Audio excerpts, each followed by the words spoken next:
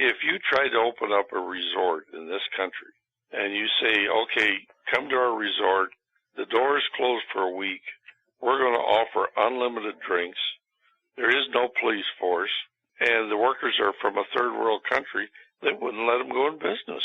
And yet that's exactly the environment of a cruise ship. The cruise lines take the legal position they do not have an obligation to investigate crimes. The FBI, when they are notified, really don't want to take these cases on and generally don't take these cases on. It's an issue of worldwide crime that has never been addressed properly. Even today, Tim, people are going missing and they say there is no video. I find that hard to believe. The girl was 15 years old. In 1 hour, they gave her 10 drinks. She went to the railing, threw up, and fell overboard, and that was it. And now, ladies and gentlemen, Banal of America Audio, with your host, Tim Banal. What is going on, my friends? This is Tim Banal of banalofamerica.com with another edition of BoAAudio Season 7. On this edition of the program, we are venturing into some uncharted waters as we welcome Kendall Carver, founder of the International Cruise Victims Organization, for a discussion on the troubling trend of disappearances and felonious crimes that are committed aboard cruise ships, as well as how they are subsequently covered up by the cruise ship industry.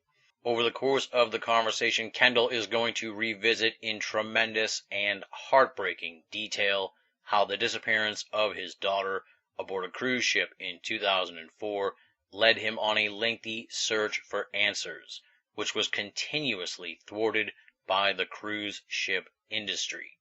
Additionally, we'll discuss a number of similar cases where people have gone missing or have been murdered aboard cruise ships, and we'll learn about how the cruise ship industry uses legal loopholes, its influence in Washington, as well as the isolated nature of these cruise ship journeys to avoid taking responsibility for the fate of its passengers. This is a deeply disconcerting edition of the program which will likely leave you flummoxed and outraged at the under-discussed crime wave on the high seas that has been uncovered by Kendall Carver's International Cruise Victims Organization.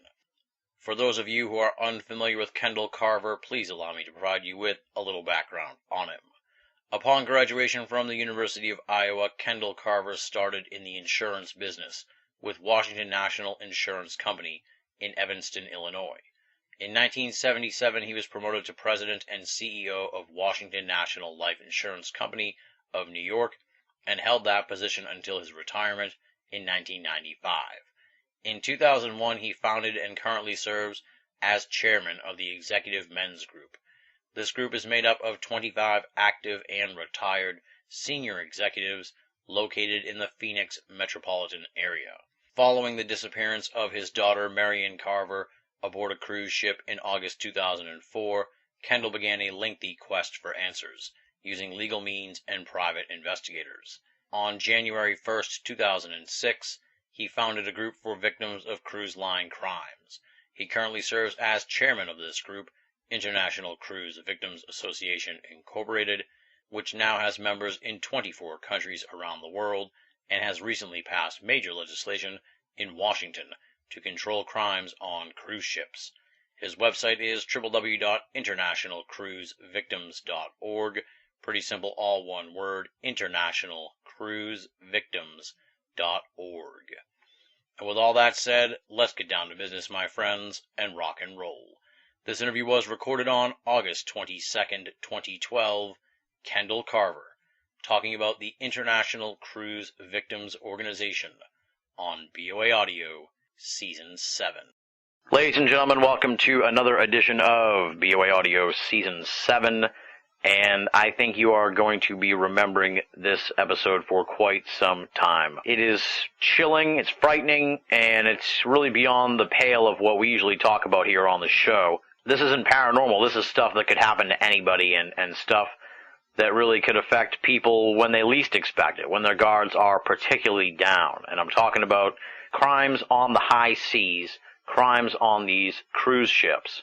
And our guest is Kendall Carver, and he has a really sad and tragic story about how his involvement in advocating for cruise victims began. He is the chairman of the International Cruise Victims Organization, and he has testified before Congress 4 times regarding what really is a tremendously serious issue that is these crimes on cruise ships that many, many people don't even know about, or they just hear about it in snippets. I mean, it's getting into the media now more and more, but it really hasn't burst onto the public consciousness just yet, and I think it's going to in a very short amount of time, and that is really a lot having to do with the work of Kendall Carver and his work advocating for these international cruise ship victims. So welcome to the program, Kendall. I'm really looking forward to this conversation, and really I think people are going to be captivated by what they hear.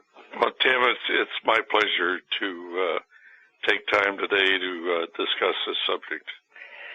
Now, we usually start out with the bio, the background, and of course you really have just as I said, a tragic and horrifying story that began your involvement in all this. So let's just start there and sort of bring people up to speed and give them the background on the story of Marion Carver and Kendall Carver's involvement in all this. Okay, well, I'm the father of 4 daughters. Marion was the oldest daughter, lived in Cambridge, and in August of 2007, her daughter called. Marion was divorced, so she had joint custody with her daughter and her former husband, and Marion and her daughter talked, daily or very frequently. Mm-hmm. And her daughter called one day to say that Marion wasn't returning her phone calls. And at that point, I guess I wasn't concerned. I said, well, let me check it out. And so we started calling Marion and weren't getting return phone calls. It's like the last week of August of 2007. And after, 3 or 4 days, we went to the Cambridge police and started the process of filing a missing person report on Marion. Yeah. And once we did that, then the Cambridge police got involved, and one of the first things they did is that they went to her apartment and went in, checked it out. Everything was fine, except Marion wasn't there. There was no notes or any indication where she was, but she wasn't in her apartment. So they started an investigation, and after a couple of weeks, they were able to gain access to credit card transactions. And these credit card transactions, one of them showed the purchase of a cruise from Seattle to Vancouver.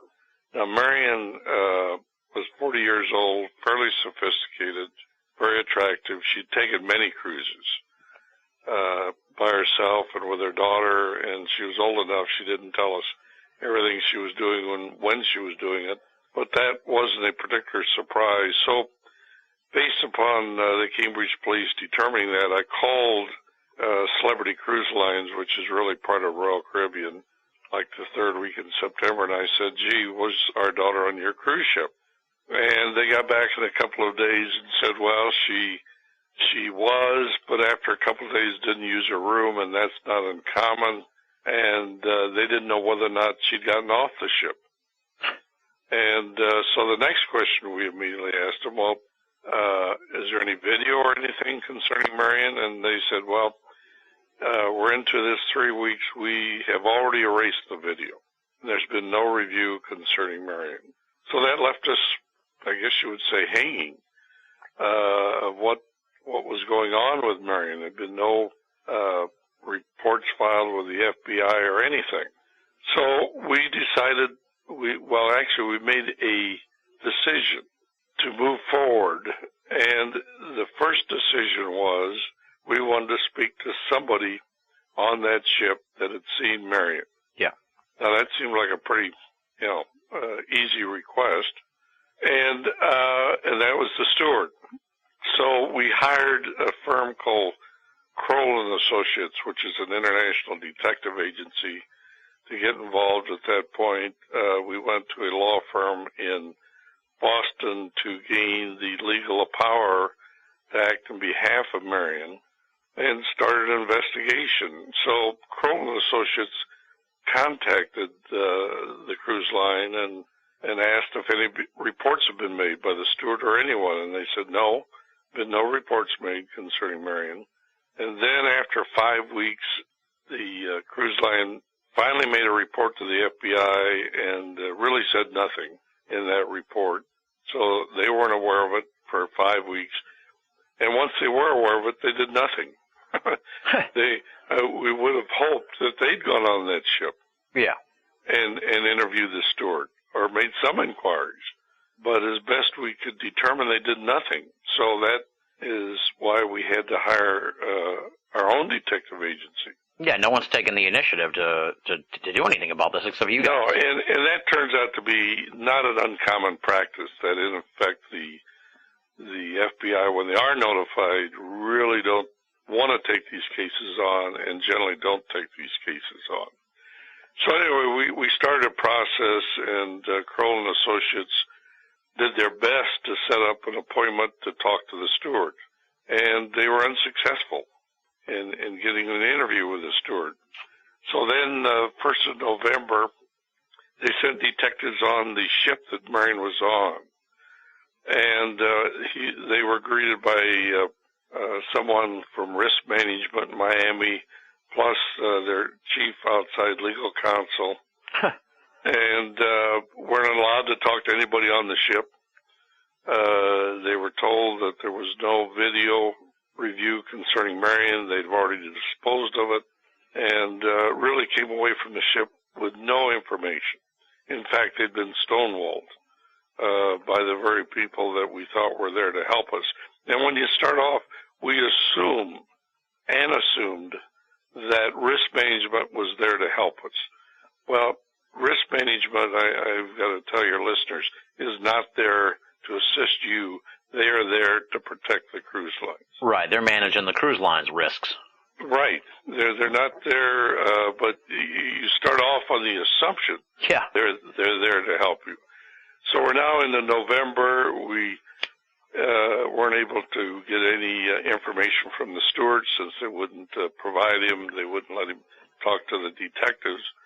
So we took legal action in the courts in Massachusetts to depose the steward because he was, we wanted to talk to him and get information from him. Right. And finally, in January 16th, I think it is, of 2005, we finally were able to depose the steward. Now, when we took the court action in Massachusetts, then we had to take that court action and go to the courts in Florida, because if somebody reads their cruise line ticket, you have to take legal action in Florida, not in Massachusetts or Iowa or wherever you're from. Right. So that made it necessary for us to hire another law firm. Goodness. So now we're up to 2 law firms just to speak to the steward and taking court action both in Massachusetts and then in Florida. Well, in the deposition of the steward, he indicated that he had reported Marion missing daily to his supervisor, and his supervisor indicated, just forget it and do your job. At the end of the cruise, the steward said to his supervisor, he said, well, what do I do with the stuff in the room? They said, just put it in a bag and put it in my locker, in the supervisor's locker.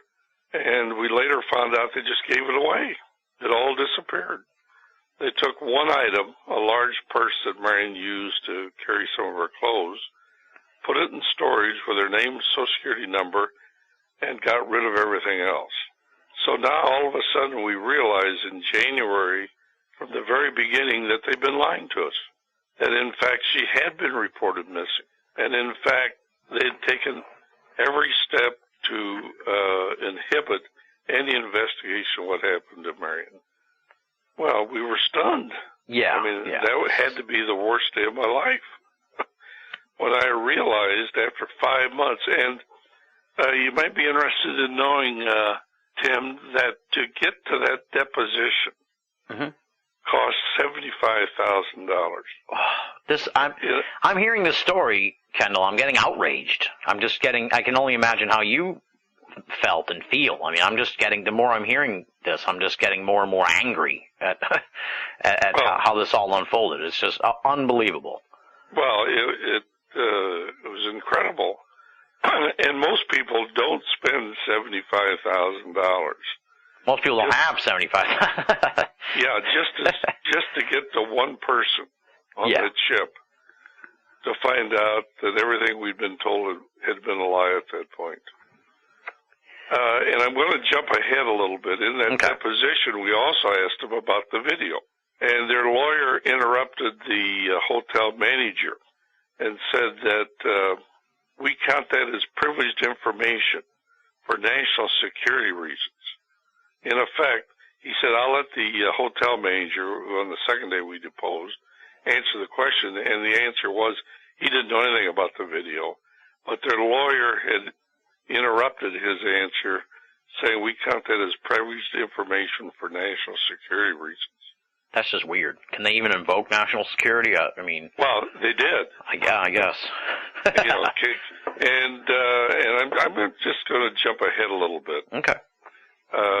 A year later, the head of Celebrity Cruise Lines contacted us because the case was starting to get a lot of press and invited us to meet with him. He said he'll come to Phoenix or we can come to Florida or whatever. So we met with Dan Handerhan, the CEO of Celebrity Cruise Lines. We asked him about the video. His answer was the tape was broke. So now we have it. It was erased. Number two, it was national security. Number three, the tape was broke. Well, guess what? In 2008, they finally admitted that they had a video, that they'd kept it for several months and reviewed it. We'd subpoenaed that information from them. So, I mean, here's the one thing. I mean, if they had a video and it showed Marion jumping off the ship, hey, that's the end of the story. Right. I mean, right up front. But in fact, they continuously lied to us about video. And even today, Tim, people are going missing and they say there is no video. I find that hard to believe. I find it hard to believe that anybody could go off a cruise ship without a video. They only pull it out when it's to their advantage. Yeah. But they're still saying that to people. Oh, there's no video. Person just disappeared off a cruise ship. Oh, sorry, we looked, but there's no video. So anyway, that's jumping ahead a little bit at that point. But anyway, after 9 months, we got certain material from Royal Caribbean. We subpoenaed just tons of material. But we got 3 emails, which if you go to my Senate testimony, you can see, in effect, in the 3rd week of September, showed them communicating internally, setting up the cover-up of our disappearance. It showed that they had talked to 15 crew members who worked with that steward to make sure that nobody had gotten to that steward. They had a separate email that the hotel manager is giving to risk management saying, I've talked to this guy 3 times and told him this is very important, do not say anything. And then there's another memo how they disposed of her goods. So in other words, right up front, they knew exactly what had happened. Yeah. Well, so when all of this is going on and we realized we were clearly dealing with a cover-up, a book came out in June of 2005 called The Devil in the Deep Blue Sea. Mm-hmm. And it was written up in a full-page ad in Business Week, so I went down to the bookstore and bought it home. And when I got to the part on victims, it said the standard operating procedure was cover-up of crimes. That's just the way they operated. They get the person involved in the crime. In this case, they felt it was the supervisor. They get them off the ship so nobody can interview them, and that's their standard operating procedure. Well, when I read that, I realized what I was reading was exactly what had happened to us. Yeah. So all of a sudden you realize, gee, we're not alone. We're just part of a bigger picture. Absolutely, a much vaster and troubling picture, and that, of course, I presume, obviously led to the creation of the International Cruise Victims Organization to try and raise awareness about this. Yeah, at that point we hadn't got that far yet. Okay. But we made a decision in July of 2005 to go public. Now here's somebody who had disappeared a year before, and it's an old story. But we kind of intellectually decided maybe we'd take the story public. So starting September, October, we started exploring that. And I think through the work of God, we knew one person at CNN, and I called him, and he was doing something called Katrina with Anderson Cooper in September of 2005. So he really kind of put me off. And but all of a sudden, 2 months later, he called and said, Ken, I'm going to fly to Phoenix, and we're going to do the story of Marion. So we ended up, Tim, being on the first Anderson Cooper show. Wow. Which was a major, to go from nothing to the first Anderson Cooper show. The same week, the Arizona Republic became aware of the story, ran a front-page story on Marion. And then CNN, the producer, did something else, which turned out to be extremely significant, is that there was this case of the honeymoon couple in Connecticut, George Smith, gone missing, was getting a lot of press. So Chris Shea, the representative from Connecticut, was starting to get involved with that, and so they suggested I call Chris Shea. And in fact, that put us into the first congressional hearing in December of 2005 that discussed two cases, our daughter's case and the George Smith case. And it was CNN leading us to Chris Shea, and Chris Shea holding a congressional hearing. So that was the first congressional hearing I attended. Now, no victims spoke at that meeting, just the congressional people. They had the Coast Guard, the FBI, the cruise lines, and et cetera. But after that meeting, Tim, I came to the conclusion that there was a major problem with this industry on crime. So, and I also concluded I couldn't solve it personally. So we contacted some other families that we were aware of. The Smith family in Connecticut, Gene Scavone, who lost a son who lived in Connecticut, a fellow named son Michael Fain, who both of his parents disappeared off a cruise ship. And on January 1st of 2006, we formed a little group with four families called International Cruise Victims Association. And from that start, Tim, 6.5 years later, we now have members and friends in 24 countries around the world. Wow.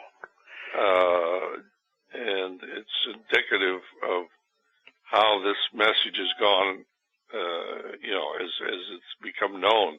This morning, I had a link to a news story out of Australia. A woman's just written a book on it.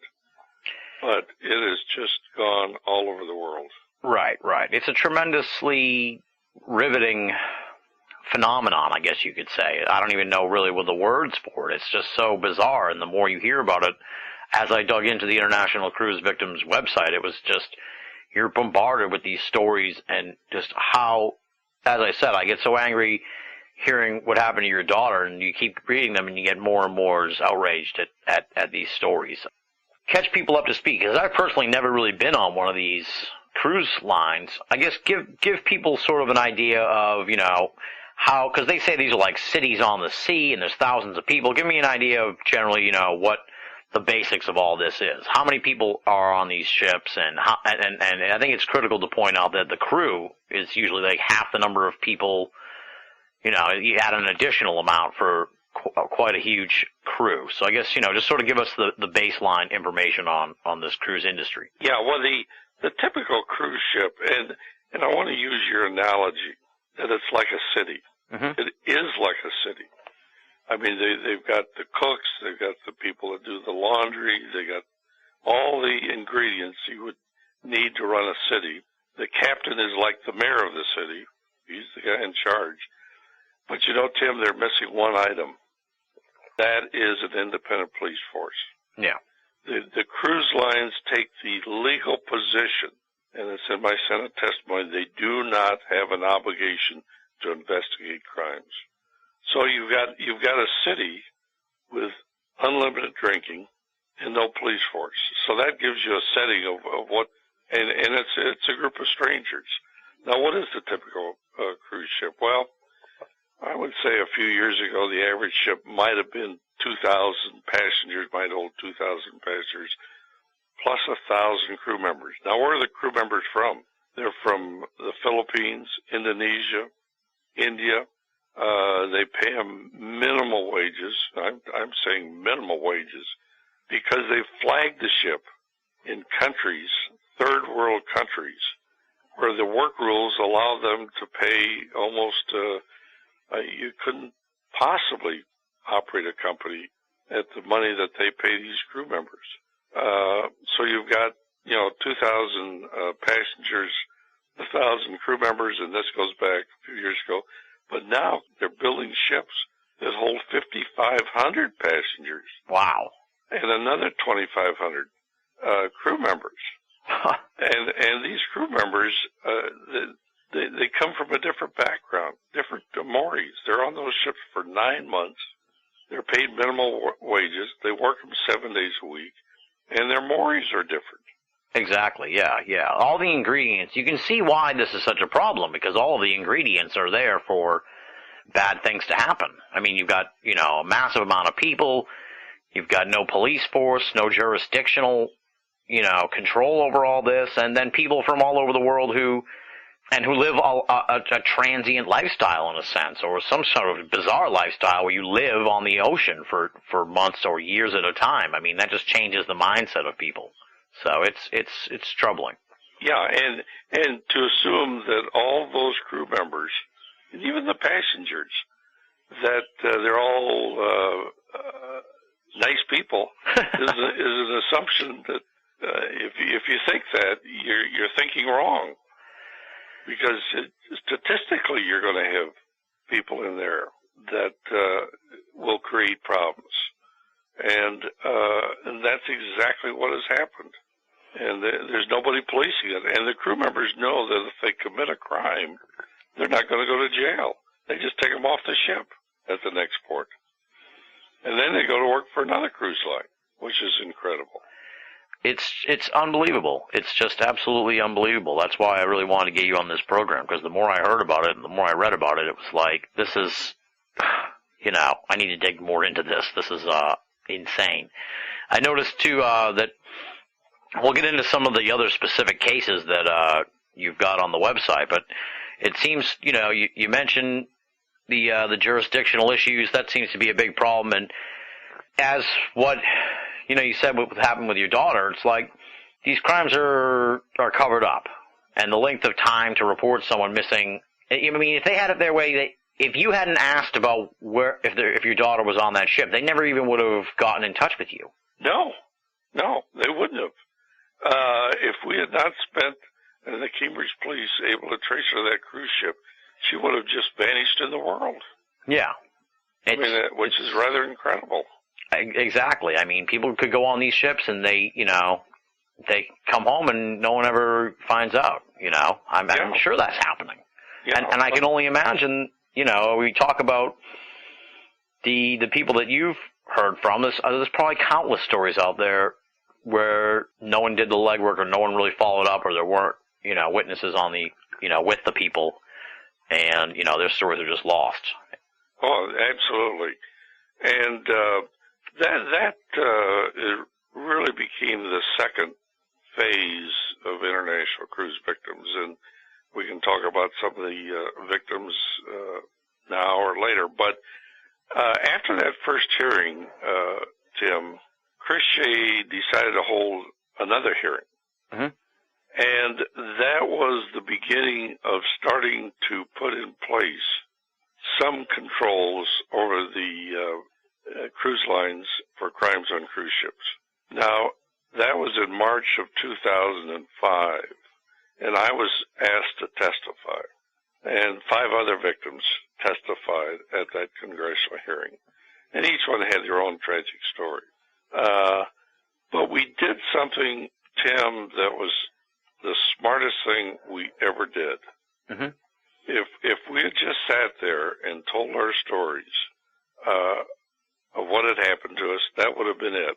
But we came together as a group, and we had only been formed a couple of months at that point, and came up with a 10-point simple program to improve safety on cruise ships. Yeah. Like background checks, reviewing the video, really basic stuff. Exactly, yeah.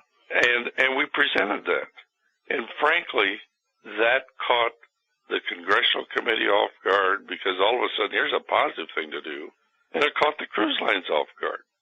And I never will forget at that meeting, I went up to Michael Cry, who represented the cruise lines at that point, and I said, hey, Michael, and frankly, this is the first time I'd ever been in a hearing. I said, you got to work with us. And the cruise lines like to publicize that they have a zero tolerance for crime. In 1999, the 4 CEOs of the major companies, and I think they're still the CEOs, signed a letter, we have a zero tolerance for crime. So the cruise line industry loves to repeat that.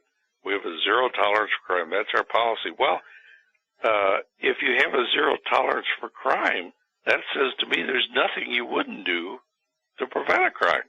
Right. If somebody comes up with 10 suggestions, you say, hey, these are great, we'll do them. Well, after that hearing, nothing happened. What was his reaction when you said that to him? I think he kind of looked at me and said, who is this guy? Honestly. Yeah. I know. Yeah. Well, he's making millions and millions of dollars probably, and Yeah, I mean, that's a long story with Michael Cry. I could go on and on by that. But a year later, we had another congressional hearing, and there the power had shifted from the Republicans to the Democrats. So Elijah Cummings was the chairman of the committee. Chris Shea was, because he's Republican, had lost the power that he had. But Doris Matsui in California, one of her constituents, Lori Dishman, had been raped. So this Doris Matsui got involved in it. So she really pushed in the House to have another hearing. So anyway, we then had our second hearing in the House of Representatives. And the thing that came out of that is that the cruise lines were ordered to meet with us, Tim, to go over the 10-point program. In other words, what could we all voluntarily agree to? And so they were ordered to meet with us. Well, frankly, that is the last thing they wanted to do. Yeah. Was to meet with this group of victims that has no money, no paid staff, and that's still the case today. But what we do have, Tim, is 2 things: passion of victims and tremendous intellectual expertise in a whole wide-ranging different levels of area. So that we have extremely, I guess you would say, experts in all of these areas. Yeah. So anyway, that summer, Tim, they finally agreed they had to meet with us, because Elijah Cummings said, we're going to have another hearing in 6 months. I want to know what you can work things out. Yeah, exactly. Because everybody looked at the 10 points, pretty simple things. Well, they don't want to spend the money, and they don't want, they don't want the responsibility of what they would uncover, I'm sure, by taking. No, they didn't. Well, they said they have a zero tolerance. That was a public relations statement, not a true statement. So anyway, finally they agreed to meet like in July of 2006, because they had to. So we had, 3 lawyers there, a college professor, and 3 members of the executive committee. We met in Washington, and we're all paying our own expenses to go there. And they had head of security Royal Caribbean, Carnival, and the head of the trade association, CLIA. And so we spent 4 hours going through these various items, well documented, and they ended up saying, well, these are great ideas, we'll study them, we'll review them, but they wouldn't commit to anything. Of course, yeah. But they did something else when they agreed to meet with us, which was most amazing, is that on the day they sent the letter to us agreeing to the meeting that they really didn't have, they sent out another letter. And it's in my testimony, and it's addressed to all passengers and their families. Oh, my goodness, all passengers and their families could be millions of people. Yeah. That's the world. Right. So we're going to have this meeting in Miami. We want you to come, bring your family. We're going to talk about all the great things we're doing for security. Well, then over the next few months, I started getting tremendous pressure to invite our members to that free meeting that they were hosting in Miami. Yeah. So I asked them 2 questions. I said, well, who did you invite to the meeting? And what's the program? Now, it seemed like 2 reasonable questions to ask, and never could get an answer. Well, about 2 weeks before the meeting, I was threatened with a lawsuit by a certain party if we didn't invite our members. In other words, I was threatened with a lawsuit if I didn't invite our members to their meeting. That's weird. Well, I went to a lawyer and said, Ken, that's not your meeting, that's their meeting. Yeah. So, it's really playing hardball. And fortunately, I don't know if you saw, I've been around for a while. I was CEO of a company in New York City for 18 years, insurance companies, and I'm not intimidated. But I finally decided the week before the meeting, hey, maybe I better go to see what's going on. What are they doing? So myself and another member of the board, son Michael Fain, we went to the meeting. Guess what? The only people they wanted there were our members. Right. It wasn't to the world. And it was designed to try to pull them away and split them off from ICV. Incredible move on their part. So anyway, I can stop at this point, but we then went back in September and had to report in another congressional hearing that nothing had been accomplished. And at the end of the hearing, Elijah Cummings finally said, hey, we've had now 4 hearings. Yeah. And nobody's agreed to anything. So he said to the cruise lines, you got 90 days, tell me what you're willing to do. What are you willing to do? Right. For safety? Well, 90 days later, Tim, they came up with a nice 32-page glossary report with a nice cover and everything. Guess what? They didn't agree to anything and would not agree to anything. I mean, what an opportunity they had to do some of this stuff. Yes, this is maddening that they're dragging their feet. I mean, you said you'd stop, but I want to hear how this thing unfolds. So, I mean, I can't believe that. It's just like I said. It's just maddening. Well, they did something else in the report. On the first page of the report, they indicated that the FBI had testified in September that the crime rate on cruise ships was 0.01%, like nothing. On the top of the next page, in bold letters, they said the FBI testified the crime rate's 0.01%. And then they go to the 4th page, and they repeat it. Well, I've been at that hearing. The FBI never said that. Right. So finally, after the first year, I wrote the FBI. I said, hey, here's what the cruise lines are saying that you testified to in Congress. Well, the FBI wrote me a letter and said, we never said that. that was not true. In other words, but unless somebody calls them on these points, Tim, right, you accept it.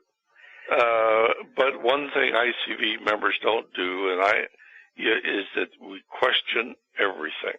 Right. Well, you can't trust these companies now. It's obviously you can't. Well, they agreed to nothing and, in effect, lied what the FBI's testimony had been. I don't know what more you could do wrong, in trying to protect your position. Instead of doing the right thing, they did everything they could to avoid the rules. So when we got to the Senate hearing then, in June of 2007, I used that, how they had misrepresented the facts to a congressional committee. And at that meeting, they had a Dr. Fox, who I believe lives in Boston, who they paid to come there to justify their low crime rates. And he was not on the dais. He was not testifying. But when I got done going through just what I've said, he interrupted the hearing and said to Senator Kerry, I want to say something. So Kerry finally said, okay, you got 15 or 30 seconds.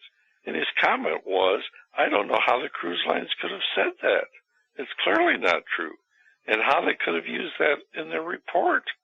So here's their expert witness paid come to defend them, to saying exactly what they presented was not true. So anyway, that kind of gives you a history of the congressional sessions. But, I mean, when we go up to a congressional session with the cruise lines, they got their lawyers, they got the experts, they got their chief lobbyists, and we're just a group of victims. The only thing we have going for us is truth. Absolutely, yeah. Just riveting and unbelievable stuff. Let's get into some of these cases that are discussed on the website. I tried to just take some of the ones that stood out, particularly to me. But really, I think, and people should realize here at this point, we're not just talking about disappearances. We're talking about murders. We're talking about rapes. We're talking about attempted child abductions. We're talking about offshore robberies that are very suspicious and make you wonder if they were facilitated by nefarious crew members. So we're not just talking about people going missing. We're talking about a real myriad of unsavory crimes. And, absolutely. And the one that and one of the stories I think that people may have heard about, especially our international listeners, is this Rebecca Corium story, because it's gotten a lot of press, not just in the UK but throughout the world. So I guess talk a little bit about that one, because I'm sure you're well versed in that. Well, the Corium family, their daughter, who was I think 21 or 22, worked on a Disney cruise ship, and literally vanished off the cruise ship, as my daughter vanished off the cruise ship.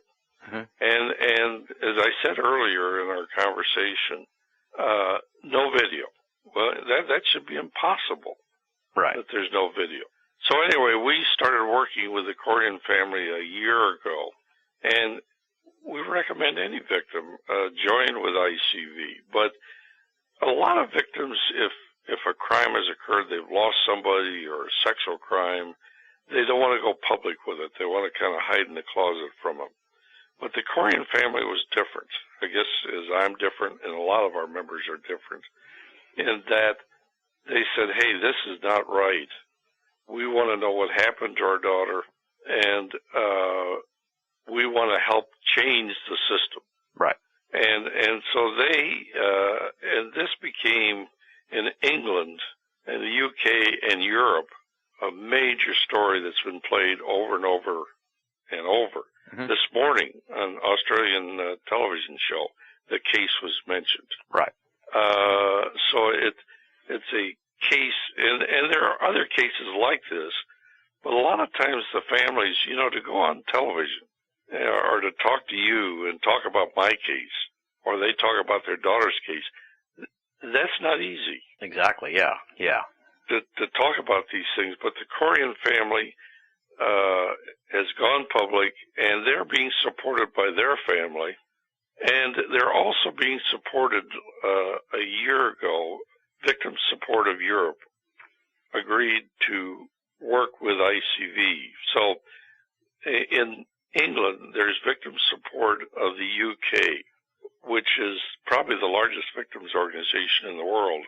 And because of our earlier contact with Victim Support of Europe, which is the umbrella organization of all the victims groups in 28 countries, they took on the Corium case. And they have been extremely helpful because they're professional, they're well-known, and so they have been working with the Corium family.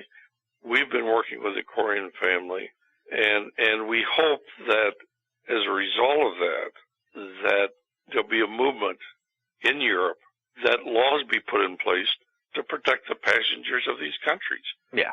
If somebody leaves the UK on a cruise ship, they're no longer under the laws of the UK. They're under the laws of the Bahamas or Bermuda or wherever the ship has been flagged. And that's what the Corium found out, is that one lone policeman in either Bermuda or the Bahamas, I forget which one, was put in charge, made a one-day trip to L.A., greeted the boat, didn't interview anybody, came back, and that was the investigation. Yeah. And that's exactly why the cruise lines have put their ships under those jurisdictions. And so the goal is that the police force of the country where that person is, the UK or the United States, they lead the investigation, and not some third world country that's going to do nothing, has no capability of doing anything, and that's the box that the Corrigan family has gone into. So that story has been picked up, I mean, every newspaper and the BBC and yeah, it's everywhere. Everywhere in England and the United States, this morning in Australia. As Marion's case, the George Smith case, became public knowledge, I don't want to say it's helpful, but to have a case like the Corrigan family in Europe has been essential. Yeah, yeah. And, well, it's really raised awareness. Well, and it's done some other things. Well, it's opened up Europe, too, as a place where this can be discussed, and you know, you may not run into a lot of the problems you have, you know, with American legislation. Yeah, well, we're just starting that process. In April, I was invited as a stakeholder to a meeting in Brussels of the EU on passenger ship safety. So I literally made a one-day trip to Brussels from Phoenix. Wow. Got there on a Monday night, had to leave Sunday night, time difference. I got there Monday night, went to this all-day meeting on Tuesday, and came back Wednesday. But for the first time, the victims were there at the table of this meeting. Now, that was a whole different flavor for them.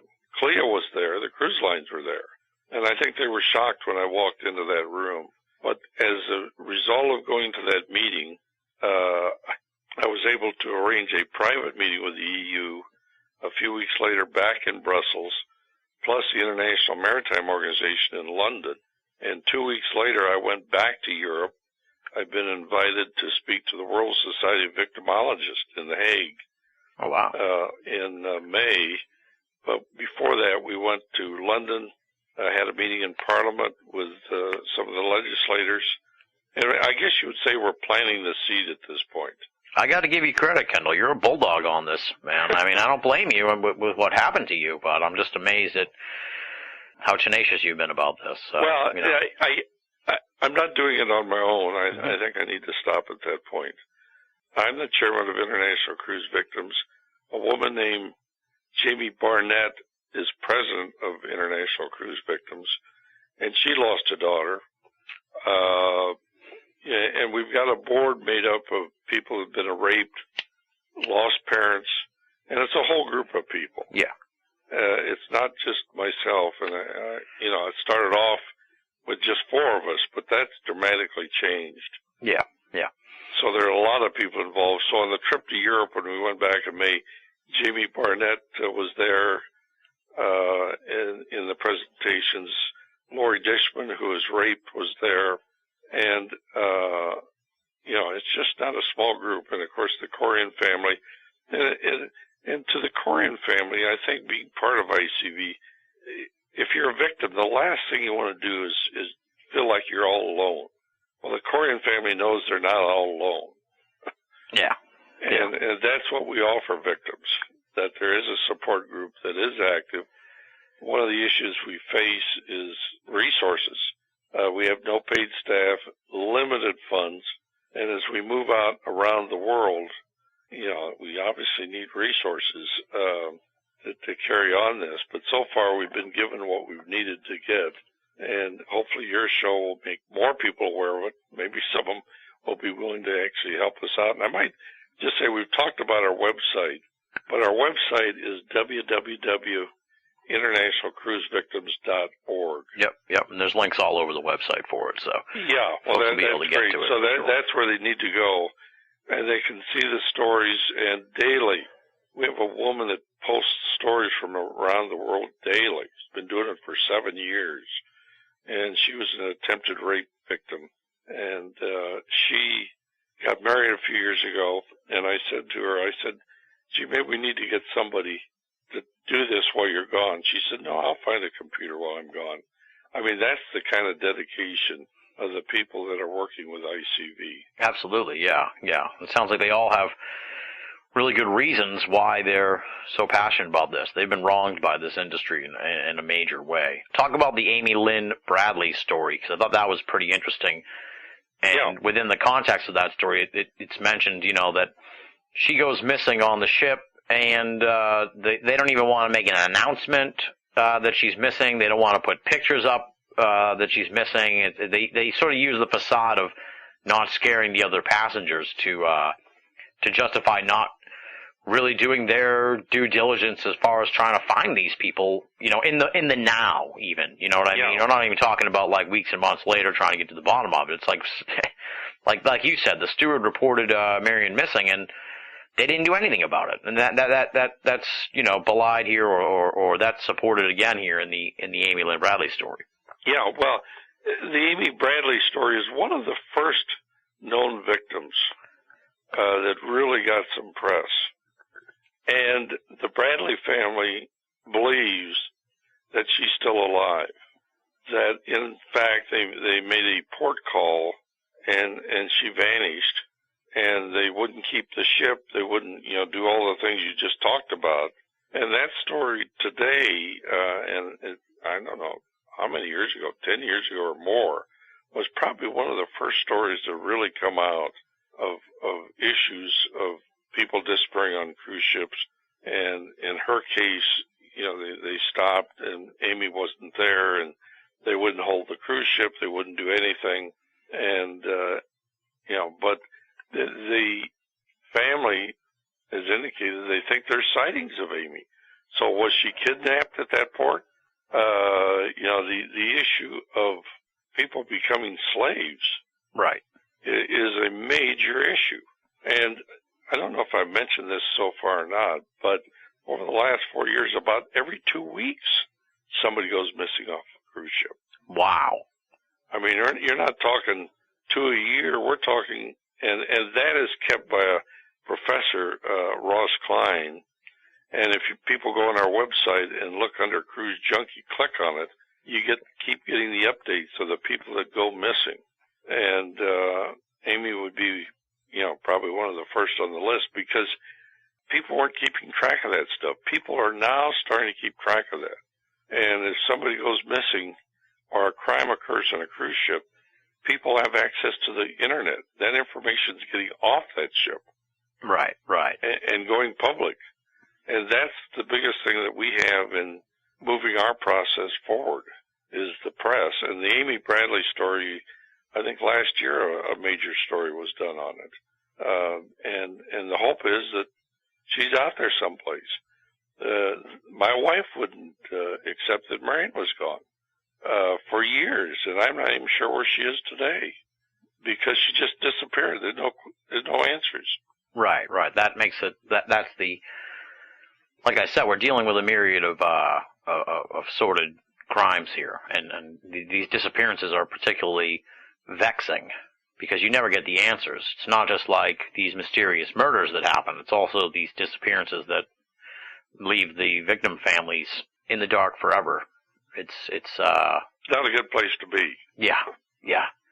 But let me talk about, we ended up passing legislation. And one of the requirements of the legislation was that if somebody goes overboard on a ship, that a device, if it's available, be installed on that ship to immediately detect the individual going off a ship. Yeah.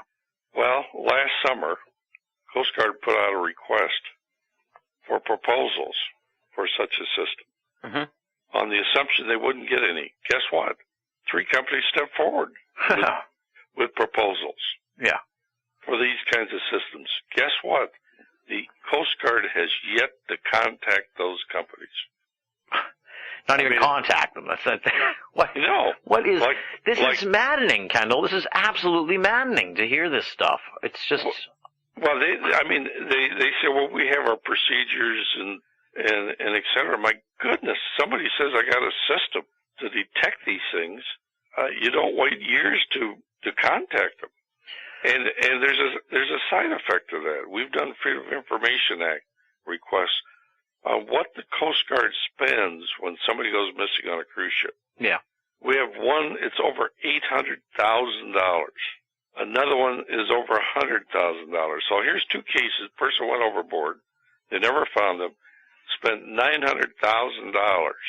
And yet somebody comes up with a system that says, hey, we can tell you exactly when it happened and where it was. And I just have to, we're kind of going off course here in line with what you may want to cover, Tim. But in earlier this year, I was in Washington. I was at the Marriott Hotel having breakfast with somebody, with a couple, and I told them what I did. And I said, what do you do? He said, well, I'm with search and rescue with the Coast Guard. I said, well, would it help you to know exactly when somebody went overboard and exactly where it happened? Well, the answer is yes. Yeah, it might actually save somebody. And yet they've failed to follow up on these proposals. They must have some serious financial muscle behind them, these cruise lines. I'm presuming that they've got lobbyists and all kinds of people sort of, gumming up the works.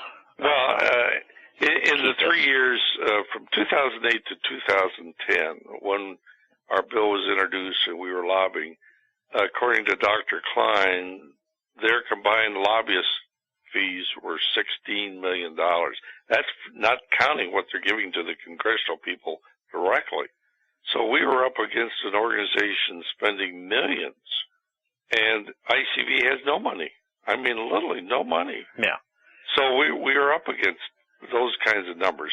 But they've done other things. Very smart. I give them credit. On one side, the other side, I'm going to give you the other side of it. They've been very effective in Washington. Every 2 months, they host a meeting with the FBI and Coast Guard. Buy them dinner, and they, in theory, talk about terrorist attacks or whatever. It's a secret meeting. Yeah. Well, I've said several times the FBI or Coast Guard should host a meeting, but since they're regulating the cruise line industry, they shouldn't go to a meeting hosted by them. Exactly, yeah. I mean, it's a conflict of interest. Yeah. And that has not fallen on good ears, but I say it, I continue to say it, and they've built strong relationships. They hired the number 3 guy from the FBI. They hired the chief lobbyist from the FBI. They've hired other agents to go to work for them. They've hired Coast Guard people. The top people at CLIA are Coast Guard people. So not only do they spend the money, but they've manipulated the regulatory system. Exactly. It's like Big Pharma and some of these other big industries. It's a revolving door of government and CEO type positions. Well, the security industry and the industry learns how to manipulate the regulators. But at the March hearing this year in the Senate held by Senator Rockefeller, he really took this point on, Tim. Yeah. And he said to the cruise line industry, you use the services of 21 government agencies, and you pay nothing in taxes to the government. So you're using the services of 21 agencies, but the cruise line industry, they put their corporations, Carnivals in Panama, Royal Caribbeans in Liberia. They flag their ships in third world countries to avoid all taxes, all work rules, and yet without the government supporting them through these 21 agencies, they wouldn't be in business. Exactly. Yeah. It's just I'm almost speechless here as we get deeper into this. It's interesting to note that you sort of touched on the idea that maybe Amy Bradley was kidnapped. It does seem like there's a preponderance of young women who are victims here, whether it's these rapes that happen on the ships or these disappearances, and the whole idea of human trafficking is another sort of crime issue and sex slave type stuff that is sort of just now coming into public consciousness as well. So you wonder if these things go hand in hand. Any single woman that goes on a cruise ship is a target. They're a target to the crew members, and they're at risk. But another group that's at risk on a cruise ship? It's the minors. Yeah. We did a Freedom of Information Act, got a year's supply of crimes, and where they indicated the age, 18% were minors. So people go onto a cruise ship with their families, turn them loose, or put them in the nursery or wherever it is, and you got all kinds of issues going on. Yeah, yeah. Sexual issues, pedophiles. But when you think that 18% of the crimes where they noted the age, Dr. Klein figures if the age was shown on all the crime reports, it would be a much higher number than that. And people go on there with a family vacation, turn the kids loose. Well, that's the worst thing they can do.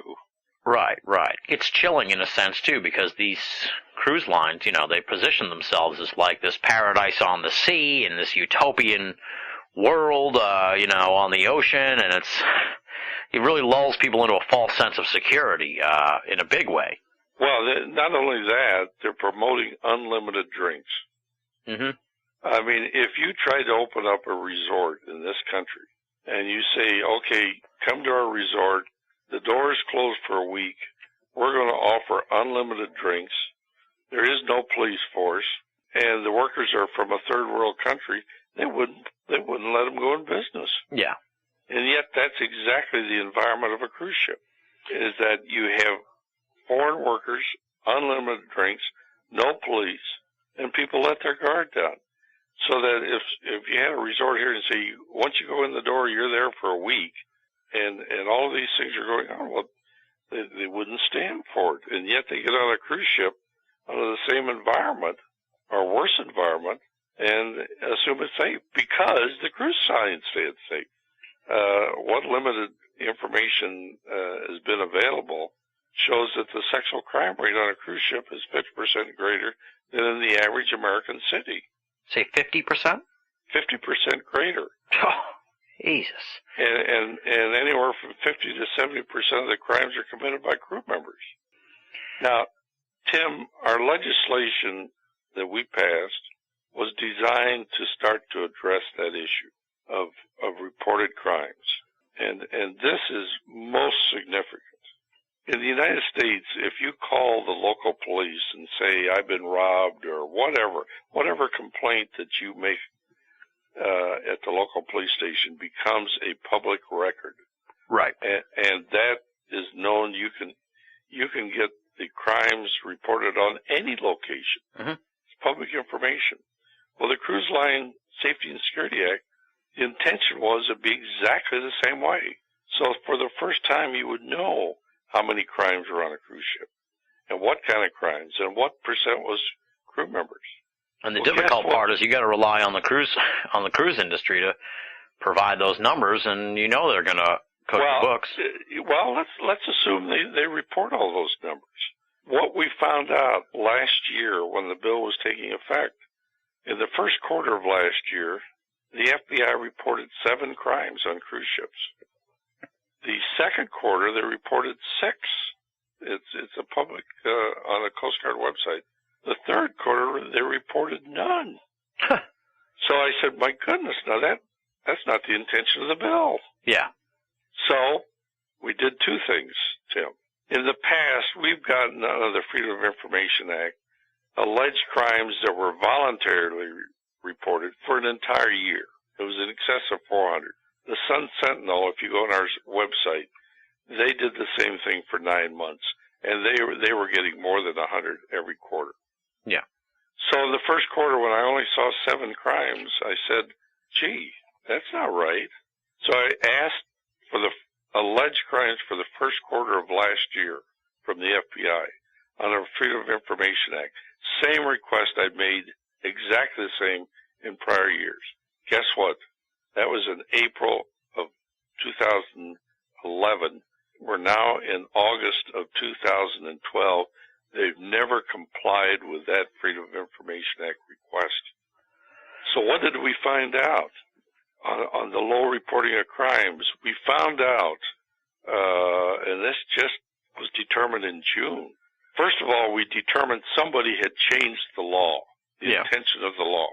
So the Arizona Republic, a fellow named Robert Engel, I was concerned about this and a lot of other compliance issues, went to Senator Kerry's office and asked them the question, who changed the law with 7 words, Tim. Mm-hmm. And the response was the Coast Guard and FBI requested the change. Here's the very organization that's there to protect the public added 7 little words that even lawyers didn't pick up on that made the reporting of the crimes, they destroyed the entire reporting requirement. So instead of being like the United States, it's ludicrous. In the last 12 months, the second quarter just came up, this report has showed 8 crimes total. And how did they do it? They added a little phrase that said all alleged crimes will be reported on cases that are closed.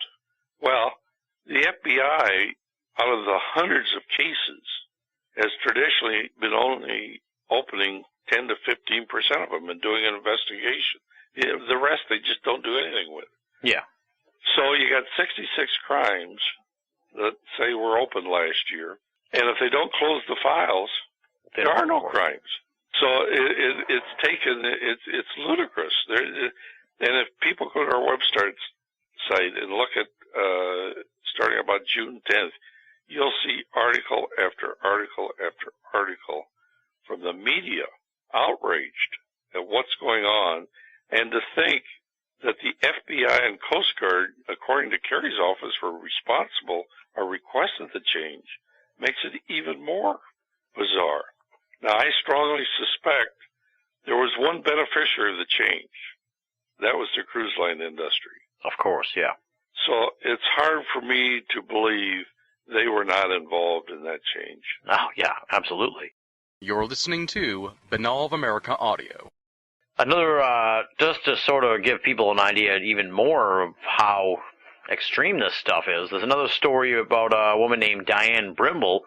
She's found dead on the ship, and the family, they have to stay on board the ship for an additional few days, because this isn't like a plane where if someone dies on a plane, they land at the nearest airport. These people are essentially trapped on the ship, until it goes to the next port. There's no sort of, there seems to be no emergency. It goes back to this whole idea of, like, they don't want to scare the other passengers, or they don't want to have it affect their PR, so they're just like, you know what, you're just one of 1,000 people who are on the ship, lady, or whatever. So well, there's a lot more to the Diane Brimble story than that. Oh, yeah, I know, but that was the point that really sort of outraged me. That she was given extreme. A rape drug, and in theory raped by 8 guys on the ship, and she died. And there was no inquiry for 4 years on her death, and the individuals that were involved never have been sentenced to anything. And in fact, Mark Brimble is on the executive committee of ICV on our board, but we also have a separate chapter in Australia, International Cruise Victims of Australia, that Mark leads. And we're moving in Australia to get press. In fact, if people go on our website on the home page, I don't know if you've seen this or not, but Dateline of Australia did a show earlier this year. Did an excellent show it's right in the middle of our home page. And then 60 Minutes of Australia. Yeah. Literally flew to Phoenix, and we did an interview, and they did a terrific show. There was one on a news story this morning. It's the press, as you're doing, and getting this information out to outrage the public that action be taken. And we are getting that kind of press. Where the cruise lines are effective is in Washington. In July, they hosted a lunch for 85 congressmen.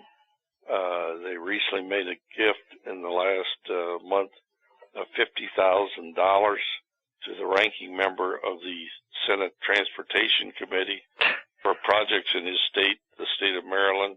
They gave the Coast Guard $5,000 for a charity. That is where they have really spent their money. Yeah. But overall, they've put out some things recently that says that people like myself, I'll use the term they used in their press release. Yeah. It says a handful of biased industry critics.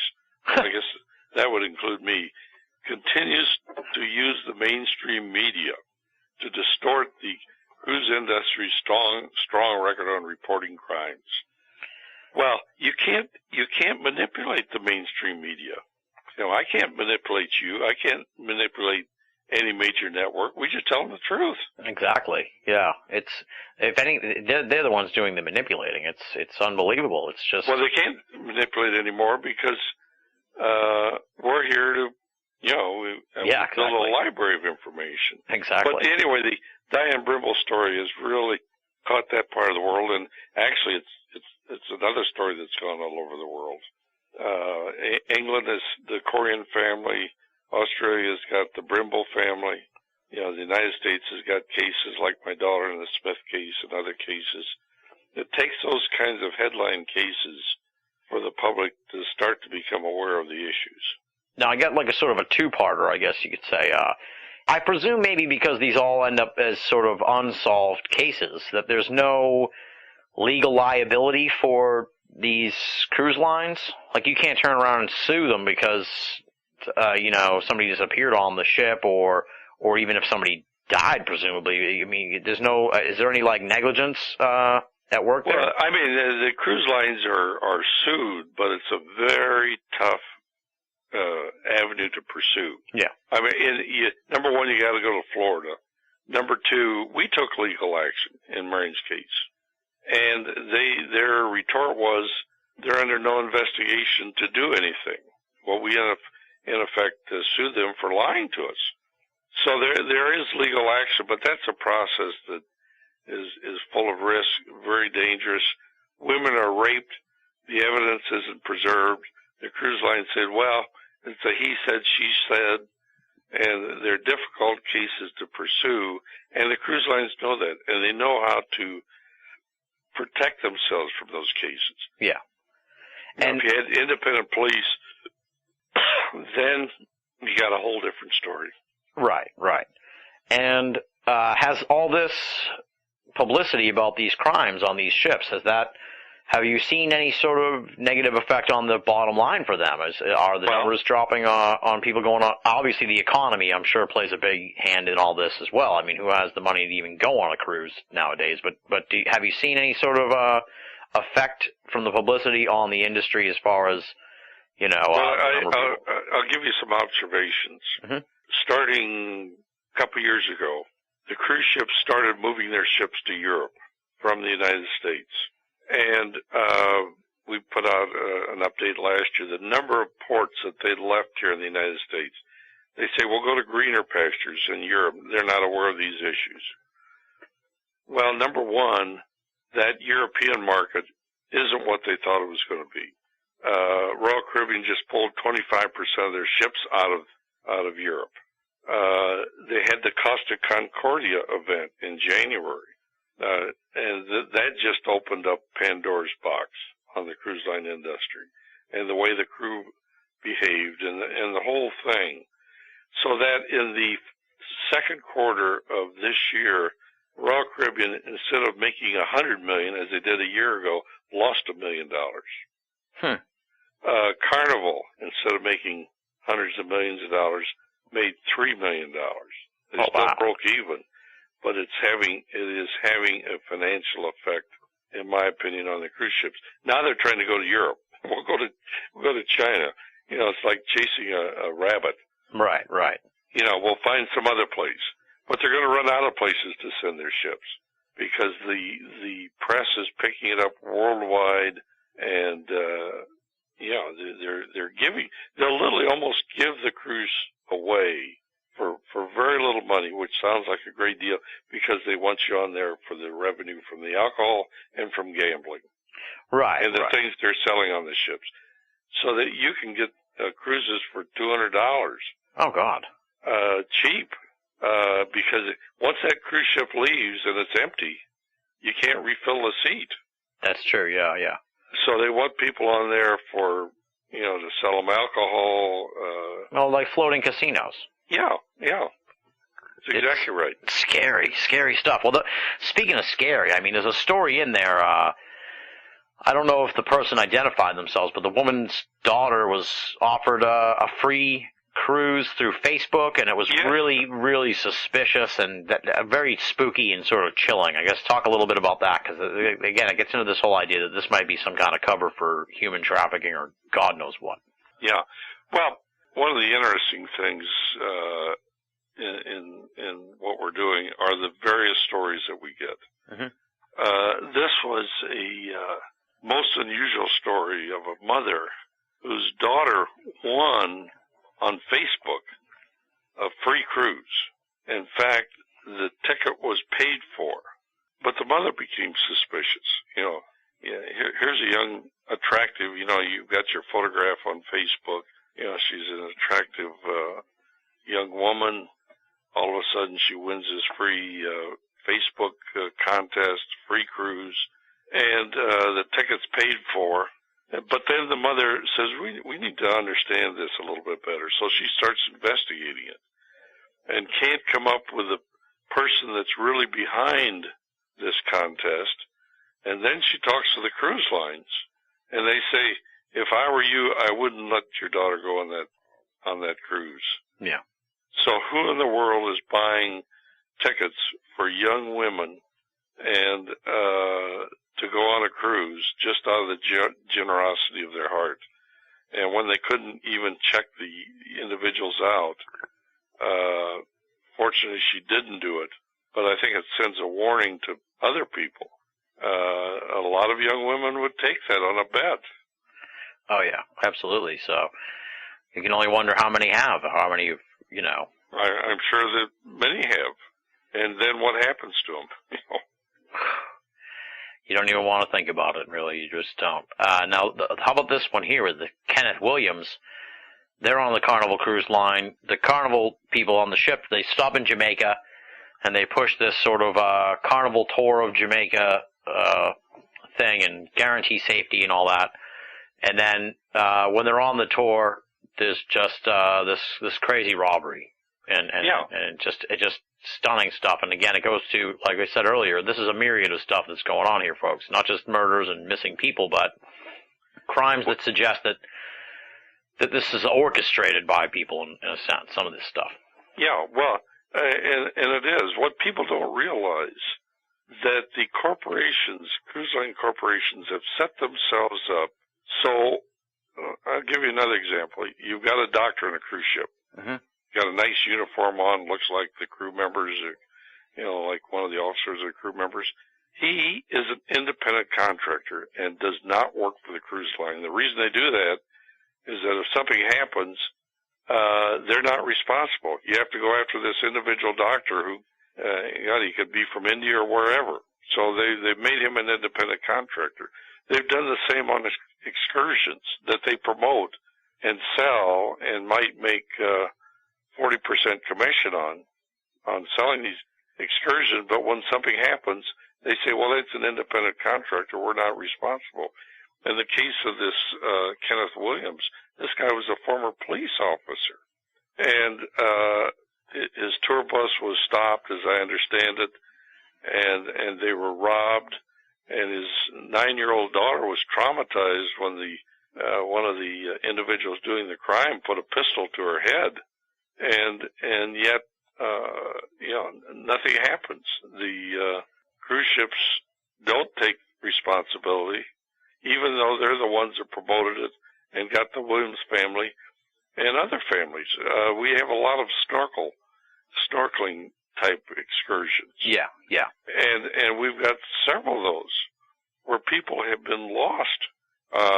We've got some where they didn't count the number of people coming back that they left with, and people have been laid out there and died, and they're not responsible for it. But something else which is most important that people do not realize, that if you are involved in something on a ship and you die, the cruise lines, there's a law that was passed in 1920, which in effect says they have no responsibility, even though they're at fault, if you die as a result of an accident or something they did wrong on a cruise ship. Now that's rather astounding. Yeah. If you're injured, you might be able to take legal action against them. If you die, DOSHA, Death in the High Seas Act, prevents you from taking legal action other than burial expenses under two circumstances. One is that if you're retired or you're young. Now, what's the correlation between the two? They say your life has no economic value. So as a result, they owe you nothing other than maybe some burial expenses, even though they're at fault. Oh, can you imagine a cruise ship sinking? And because of DOSHA, and it's their fault, you can't take action? Because of the Death on the High Seas Act? And we did our best to put that in the bill. And the cruise lines fought us tooth and nail, because that would mean that they would be responsible. If something happens and people are accidentally killed and it's their fault, they would be responsible, which they should be. Right. Well, but like not.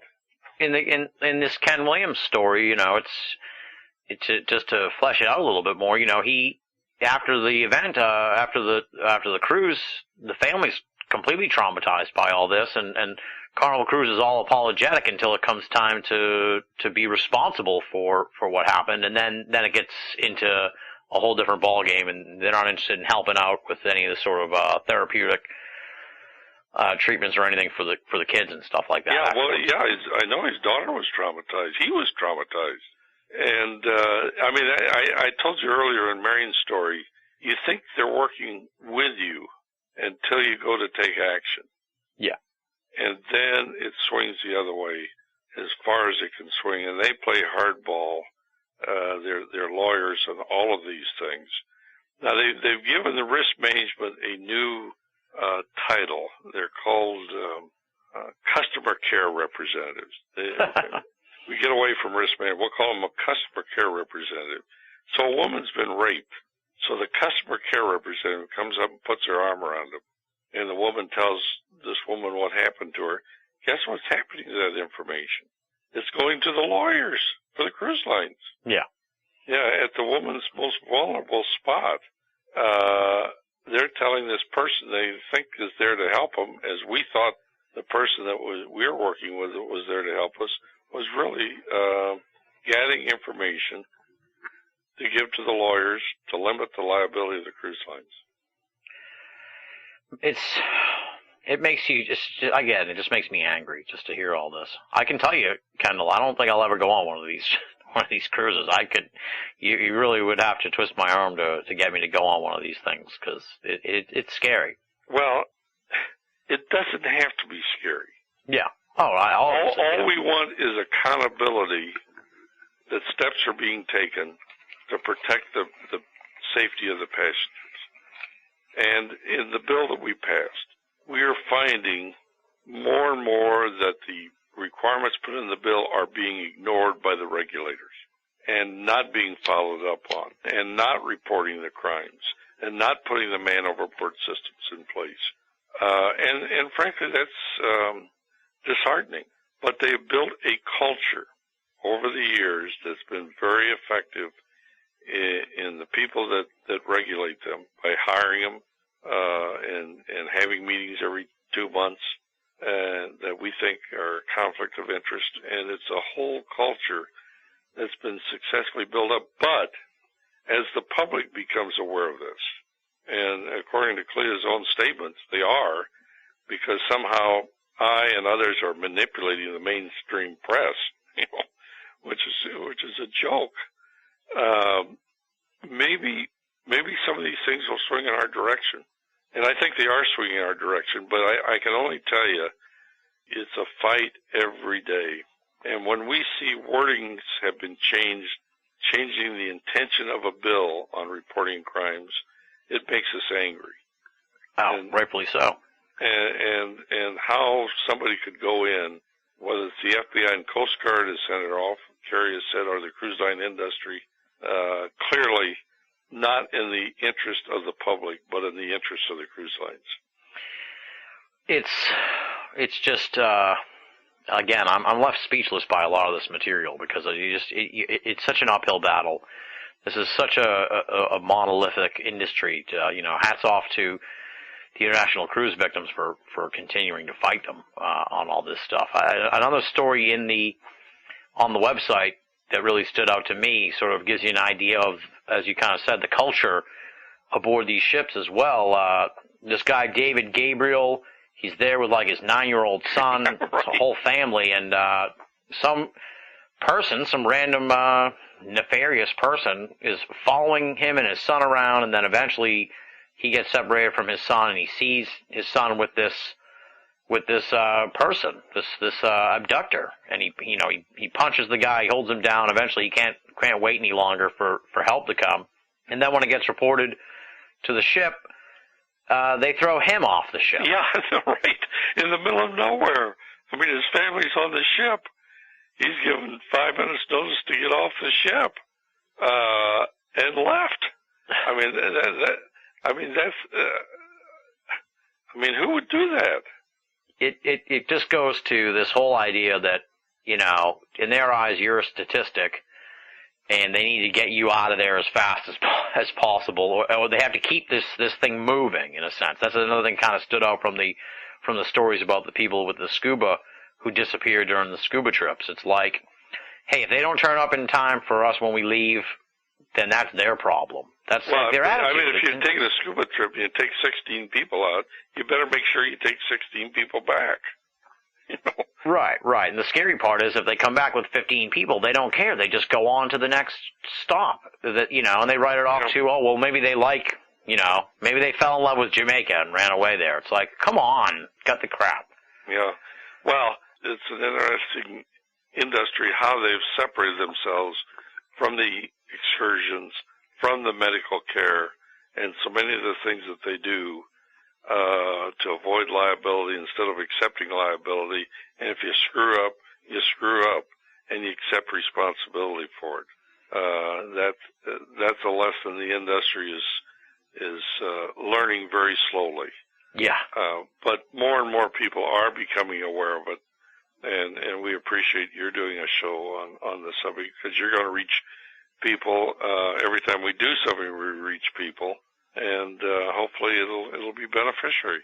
Absolutely. Now, one of the people who, it's not necessarily a story, but he sort of lends his support to the whole movement here, is Michael Groves. He's a former deck officer on one of these cruise ships. Now, have you?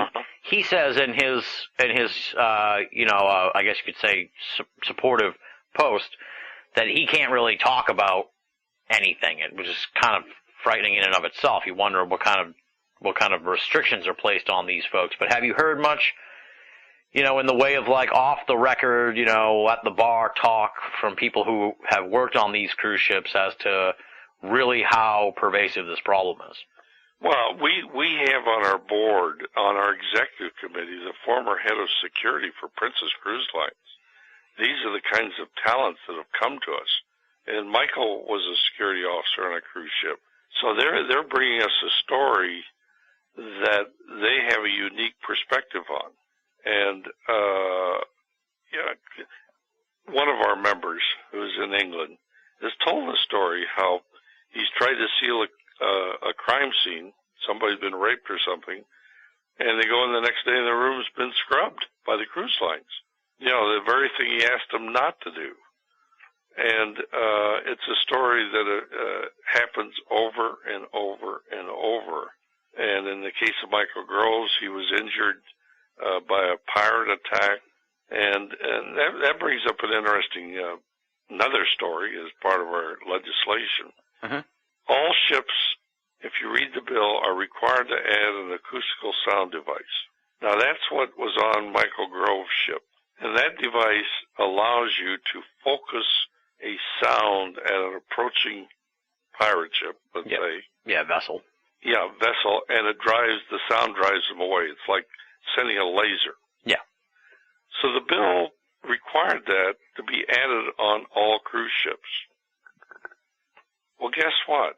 There was some wording added by somebody, and I'll give you about 2 guesses who it was, and the first one probably wouldn't count, that if the Coast Guard determines that they're in a high-risk area, well, on the surface, that you got to put it on if you're in a high-risk area.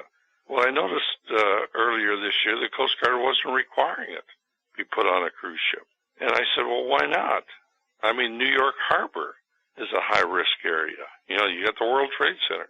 Well, they said that's top secret. We can't tell you what our definition of high risk is. Well, later on in another meeting, they admitted they don't count terrorism as high risk. So whoever put that wording in knew that. So it nullified the provision.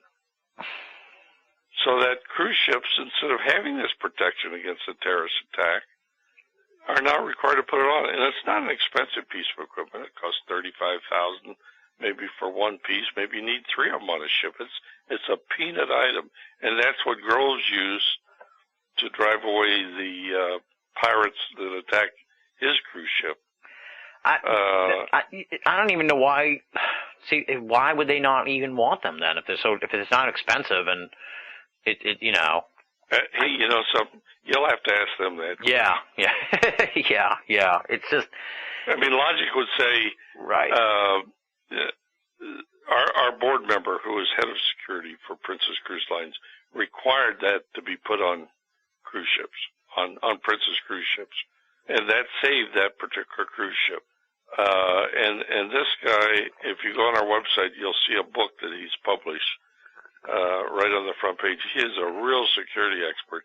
It just seems like it's a penny wise and pound foolish not to have that on voluntarily. Right.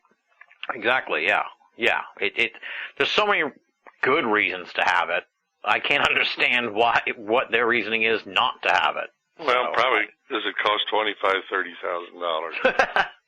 I guess if you're only making $3 million in a year, then I guess if you got to outfit all those ships, maybe it does cut into the bottom line. But yeah, well, there's an interesting story I just got this morning that they've just determined that for the last year or so, if I interpret these stories right, the Russians had a sub going around the Caribbean, which obviously a cruise ship. In fact, if you look at my Senate testimony, which is on our website, you'll find the last 8 pages deals with the subject of terrorism as a risk to a cruise ship.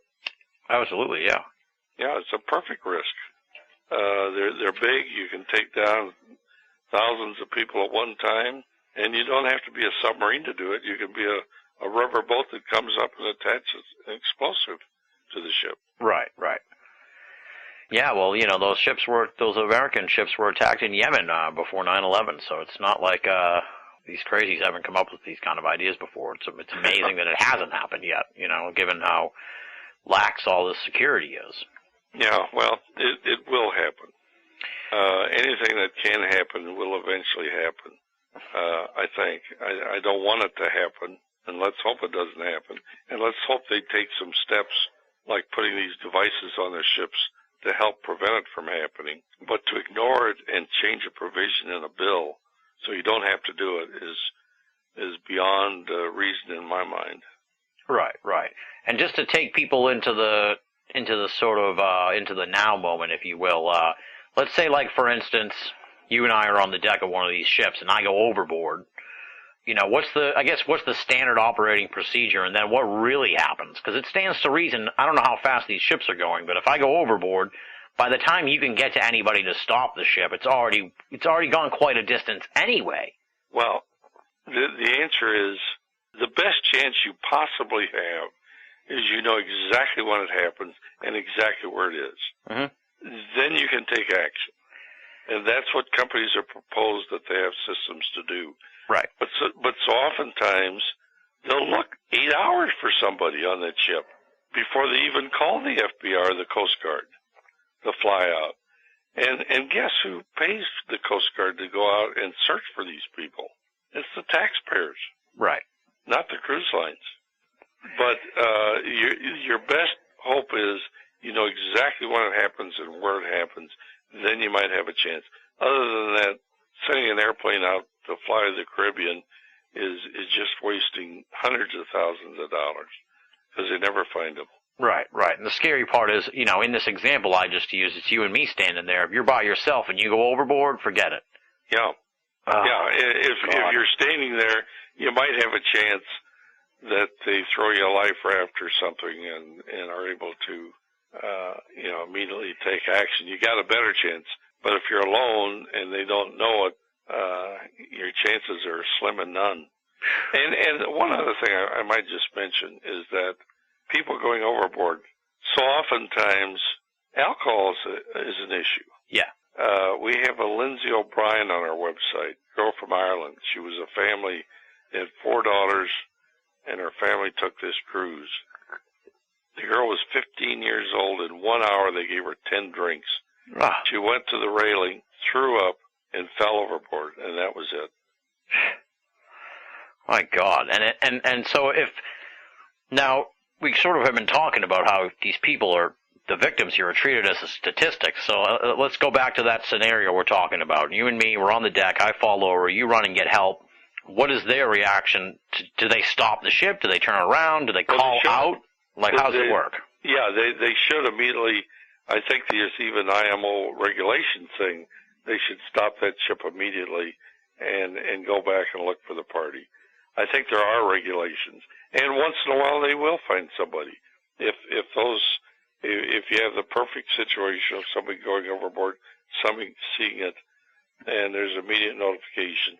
But I also know of other cases in the Corian family. It's my understanding that when they called it in that she was missing, they gave the Coast Guard the wrong coordinates. So they were looking at someplace 40 miles away from where the ship was. Oh, my God. I can't verify that, but I'm under that impression in talking with Mike. And from my understanding, from the articles I've read and from the stories I've read and the stuff I've looked at on the ICV website, is that even if they have this closed circuit monitoring of the ship, there aren't people actually watching it. No, they only go back and look at it later if they need to. It's not like a security situation where there's someone tasked with watching all the time so they can see somebody go overboard. No, you're exactly right. They don't monitor the CCTVs, and only later on do they go back and take a look at the various videos to try and figure out if they've got something showing somebody going overboard. Now, the one thing that will bother me the rest of my life on Marion's case is why did they lie to us that there was no video and only admit it 3 years later? Now, if they, as I said earlier in this interview, if there was a video and there were videos and it showed something happening, then that's it. I mean, a family wants closure. Right. And when they say, well, there's no video, we don't know what happened. My goodness, that just, leaves you with a nightmare you never can get past. Right. And, not to get too dark here, but it stands to reason that there's something on that video they didn't want you to see or didn't want to admit to or didn't want to see the light of day. Well, that's the only conclusion you could come to. Right. My goodness. Is there was something there. If there's something there that works to their advantage, you'll get the video. If it doesn't work to their advantage, they say they don't have it. That's just my personal experience. I'm just aghast at this. I really am. It's just, it is really something else. I can imagine, the stories you hear and just being in this realm, for so long. I can't imagine, how you can stomach this. When a new victim calls, they want to share their story, and we want to listen to their story. But I must admit, by the time they get done, I'm whipped. Yeah. But it's the same. I'm hearing the same story over and over, whether it's a rape, somebody going overboard, there's no victim, no answers. That's probably one of the more effective things we've done with our site. And it's not a fancy website. It's got a lot of material on it. Oh, it's got tons of stuff. Yeah, is that we've posted these victim stories, and they're powerful stories, each one of them. And I would say more than half of the victims that we have don't post their stories. I've never gone through and counted how many posts. Some people just, woman's rape, she doesn't want to post it. Sometimes we'll post it as a Jane Doe or something like that. But they don't want to, go public with this story, so we don't post it, but when people go on there and they see these various stories and the various things that have happened, that's a powerful message. Right. And another thing, you've kind of mentioned it, and it comes up over and over again in these stories, is, we've talked about people going overboard, we've talked about people missing, we've talked about mysterious deaths, a lot of druggings that seem to happen on these ships, too.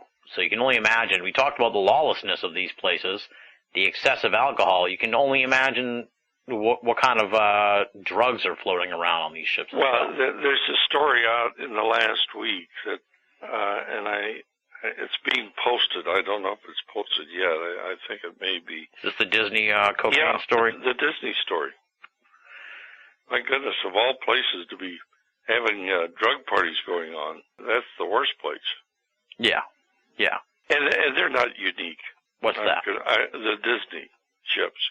Oh, right. You're saying just because it's Disney doesn't mean it's any safer than Carnival or... Yeah, they're all... I think... And there's been some articles. There was one done by a writer who actually got into the crew area and did a story. It was posted on National Magazine of all the things that are going down in the crew area. From sex parties to drinking, the open bar, all of these things. And that's a world that the passenger never sees. Right. And going to the Costa Concordia, one of the roles the captain plays on a cruise ship is not driving the cruise ship. It's not like an airline pilot driving an airline. He's there to socialize with the passengers and have dinner with them, have drinks with them. Well, an airline pilot that's flying a 747 across the ocean, if he had a drink 24 hours before the plane left, they'd put him in jail. Yeah. Now, here's the captain. He's got a young girlfriend, drinking at dinner, and charges the lives of 4,000 people. No wonder he hit a rock. Yeah.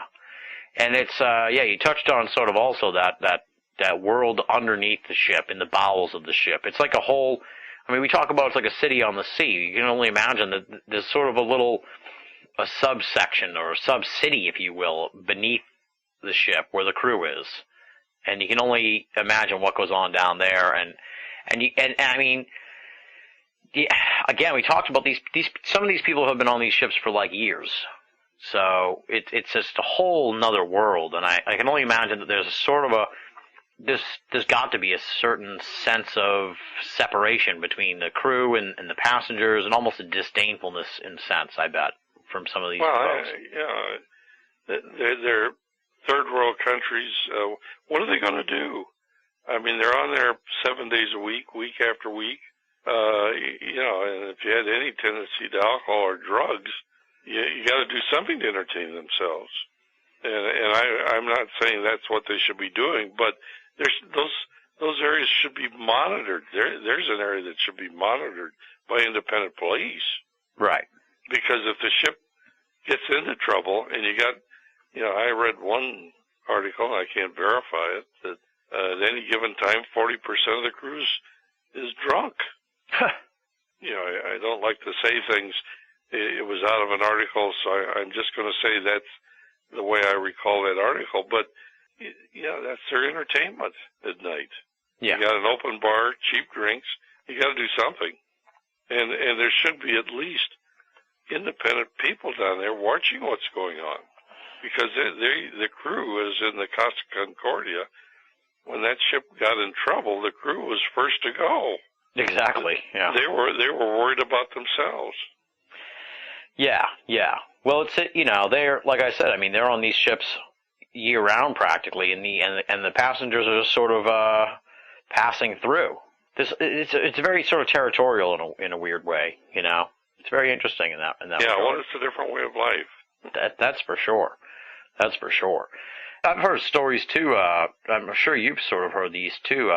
And I don't know. I can't speak to the specifics of it, but I've seen like on shows like Dateline and stuff where these couples go on cruises and the wife will go missing, or they'll say she went overboard or something, and it's just these shows always kind of make it out that the spouse did it. Whether they did it or not is open to conjecture and stuff. But it seems like there's a whole nother thing going on here where it could be like, hey, instead of taking out a hit on my wife, I'm going to take her on this Disney cruise and push her overboard, and they're never going to...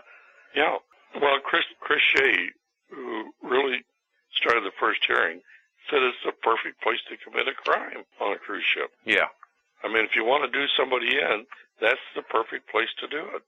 Somebody disappears, and there's just a lot of those cases. There's a girl in Canada that went on a 2-day cruise and just vanished, and she was with a boyfriend that they were in a fight. I mean, there's all kinds of those cases. Right. A woman named Mindy Jordan went missing within the first day, and she was with a boyfriend that the relationship was not good. And I'm not saying he did anything, but there's suspicions raised by certain members of the family that things happened.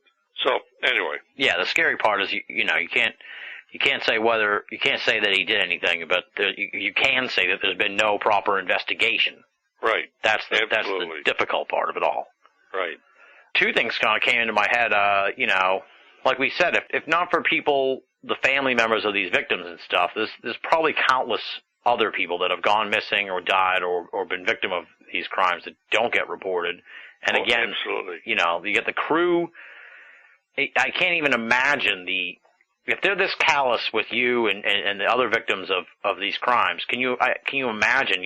Say a crew member goes missing or dies. I can't even imagine that they even put much thought or effort into getting to the bottom of those situations. My reaction is I would tend to agree with that. And we have stories of crew members. We have a gentleman in Italy that went missing, and his sisters made major efforts. There's one in Brazil where they finally determined the girl was murdered, but I don't think anything's ever happened to anybody. And, it's just a whole different culture. Well, we've talked about all this myriad of problems. So I guess, and you said, when you guys took this to Congress, you brought solutions. So, what can and needs to be done to really improve or solve this whole issue? Well, and we really need the public support on this, is that we have passed legislation in Washington, which is a major step forward. The challenge we face is having it that the actions be taken in line with the law. Right.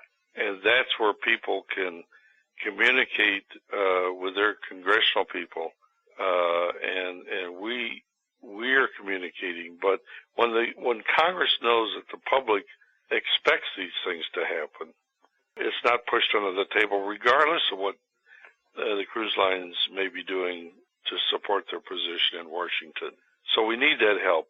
Number two, our bill only protects a U.S. citizen coming or leaving the United States.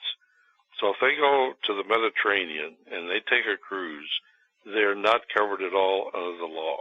And our goal is that these laws need to be put in place worldwide. And we need resources to do that. Yeah. We've been to Europe twice this year. I actually have an invitation to a meeting in September I should go to, but there's costs involved with all this. So financial help to ICV, whether it's a small amount or whatever, just would be invaluable to us as we move this ball forward. But it's an issue of worldwide crime that has never been addressed properly. Right. And to start to address that, we are doing that. We are starting to address it, but we need the support of your listeners, and we need the support of congressional people that your listeners can communicate with. If this show goes overseas, Victim Support of Europe has taken this on as a project. Victim Support of the UK is deeply involved, and we are moving the process. Actually, it's amazing how far we've come, but it's a matter of telling the story to more and more people, and the ultimate effect it'll have on the cruise industry if these things don't take place.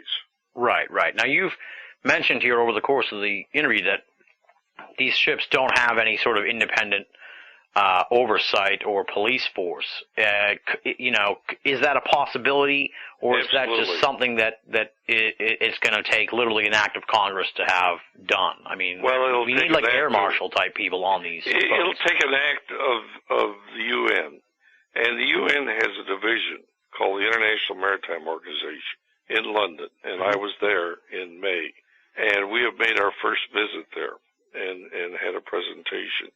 And they were shocked at the issue of crime on cruise ships. I mean, they're worried about how the ship is built, but not about the passengers. Right.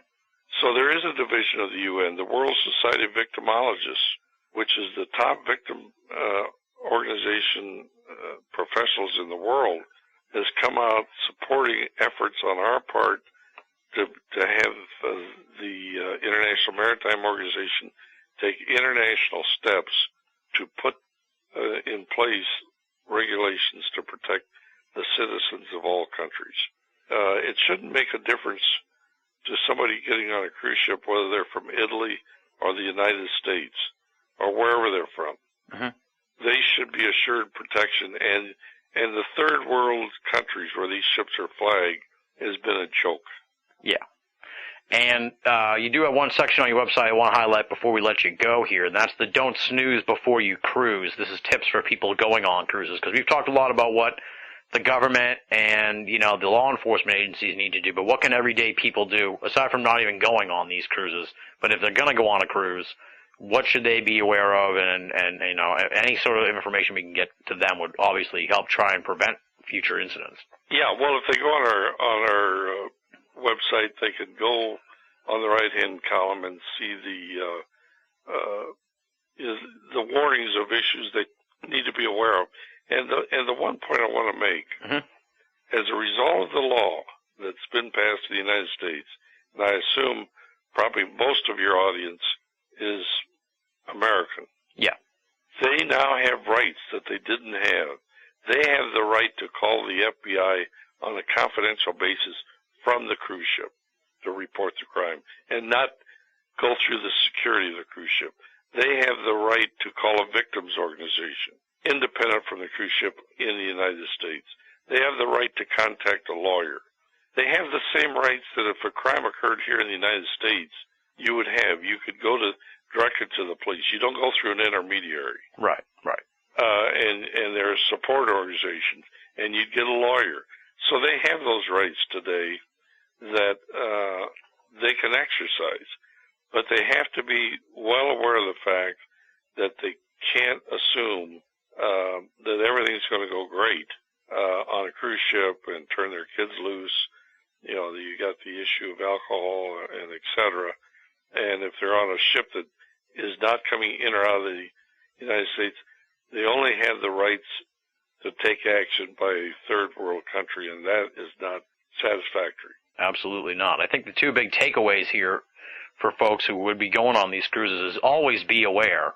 Be on guard, folks, because this is not as safe as you may think. And the other thing is, really, I would say, just don't rely on or trust the cruise ship company. Don't put your safety in their hands.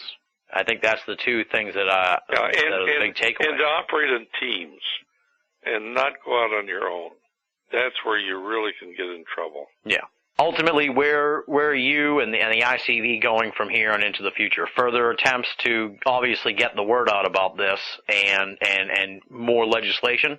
Well, number one is to get the regulations working here in the United States in line with the bill that was passed. Right.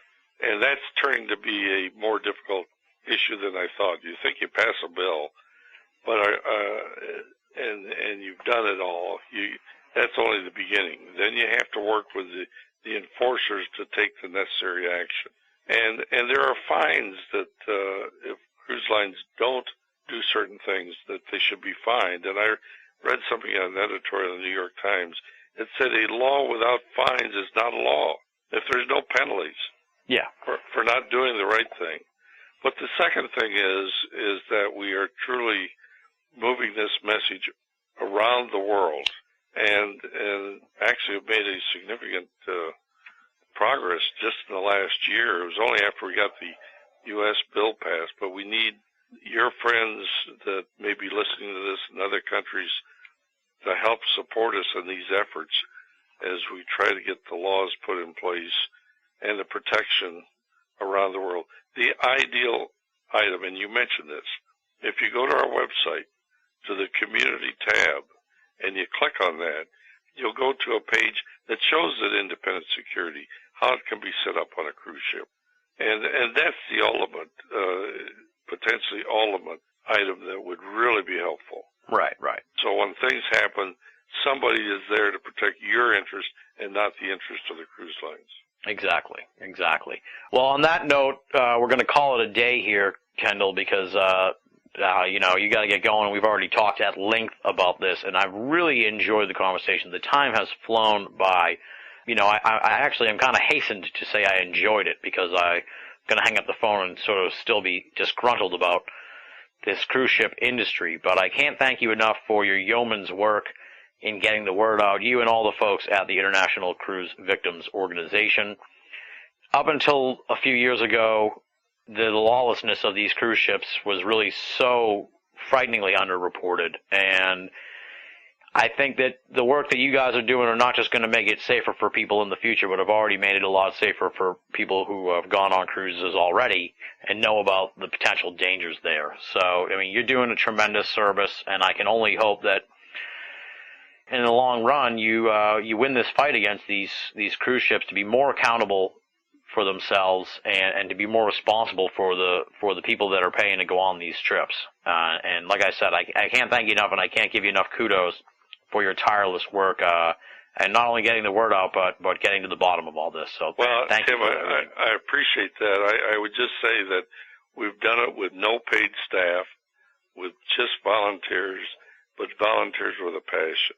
And any support your listeners can offer us is obviously most helpful. Absolutely. Well, thank you again for all the time, and thanks again for coming on the show, and let's keep in touch and, keep on this story. Yep. That does it for this edition of BoAAudio Season 7. Big thanks to Kendall Carver for coming on the show, giving us so much time, and for providing so much insight into this crime wave on the high seas. For more information on the International Cruise Victims Organization, check out the website www.internationalcruisevictims.org. Pretty simple, all one word, internationalcruisevictims.org. Check it out. Moving right along now, it's time for BoAAudio listener feedback, and we've got 3 emails here, so let's just dive on into the mailbag. First one comes from Chris, no hometown listed. Here's what he has to say. I want to tell you how much I enjoyed the Neil Arnold interview. I would not be surprised if some of your listeners have a problem with some of Arnold's opinions, so I wanted to weigh in and tell you that I thought it was great. I also wanted to suggest that you get Alan Greenfield on at some point. I have heard a few podcasts with him, and he seems like a fascinating guy, so I would love to hear him on your show. Thanks for the hard work. Cheers, Chris. Thank you for writing in, Chris. I appreciate the props on the Neil Arnold interview. Thankfully, we did not get any negative feedback to what Neil had to say. Maybe that's a testament to the open-minded nature of the BoAAudio listeners, in that they gave serious consideration to the possibility that many of these monsters in the world of cryptozoology are actually mind projections and tulpas. We have to definitely consider the possibility that the entire UFO phenomenon is some kind of mental projection. If we don't, I think we're just doing a disservice to getting to the bottom of the UFO enigma. I confess here that I do not know much at all about Alan Greenfield, but I will check out his stuff, and if it sounds like a good fit for BoAAudio, I will definitely put him on the to-interview list for a future edition of BoAAudio. Once again, thanks for your props about the program, Chris, and thank you for your guest suggestion as well. Next email comes from Joel, no hometown listed. Here's what he has to say. I was wondering if you could please activate my request for an account on the US of E forums. I'd like to state my gratitude for your Herculean efforts in putting out the BoAAudio podcasts. They have gotten me through many a dreary workday, and the Good Parade is just so funny and fun. Unfortunately, I unwisely had been listening to it around my 2.5-year-old, and you may be proud to know that you have taught him the word fuckin'. I laughed. My wife did not. Perhaps Jeremy warned you about Mr. Owl on the Paratopia forums with my rants about woodpeckers. I actually was going to suggest a crypto show about the ivory-billed woodpecker to you, as you seem to be a nature boy like myself. The quote-unquote rediscovery of this thought-to-be extinct bird has sparked incredible controversy in ornithological and zoologist circles. The story is featured on Netflix in the documentary Ghost Bird. I know it sounds stupid, but I thought it could be the meat-eating horses of Season 7, which is probably my favorite episode of Season 6. Kudos to you. Sincerely, Joel.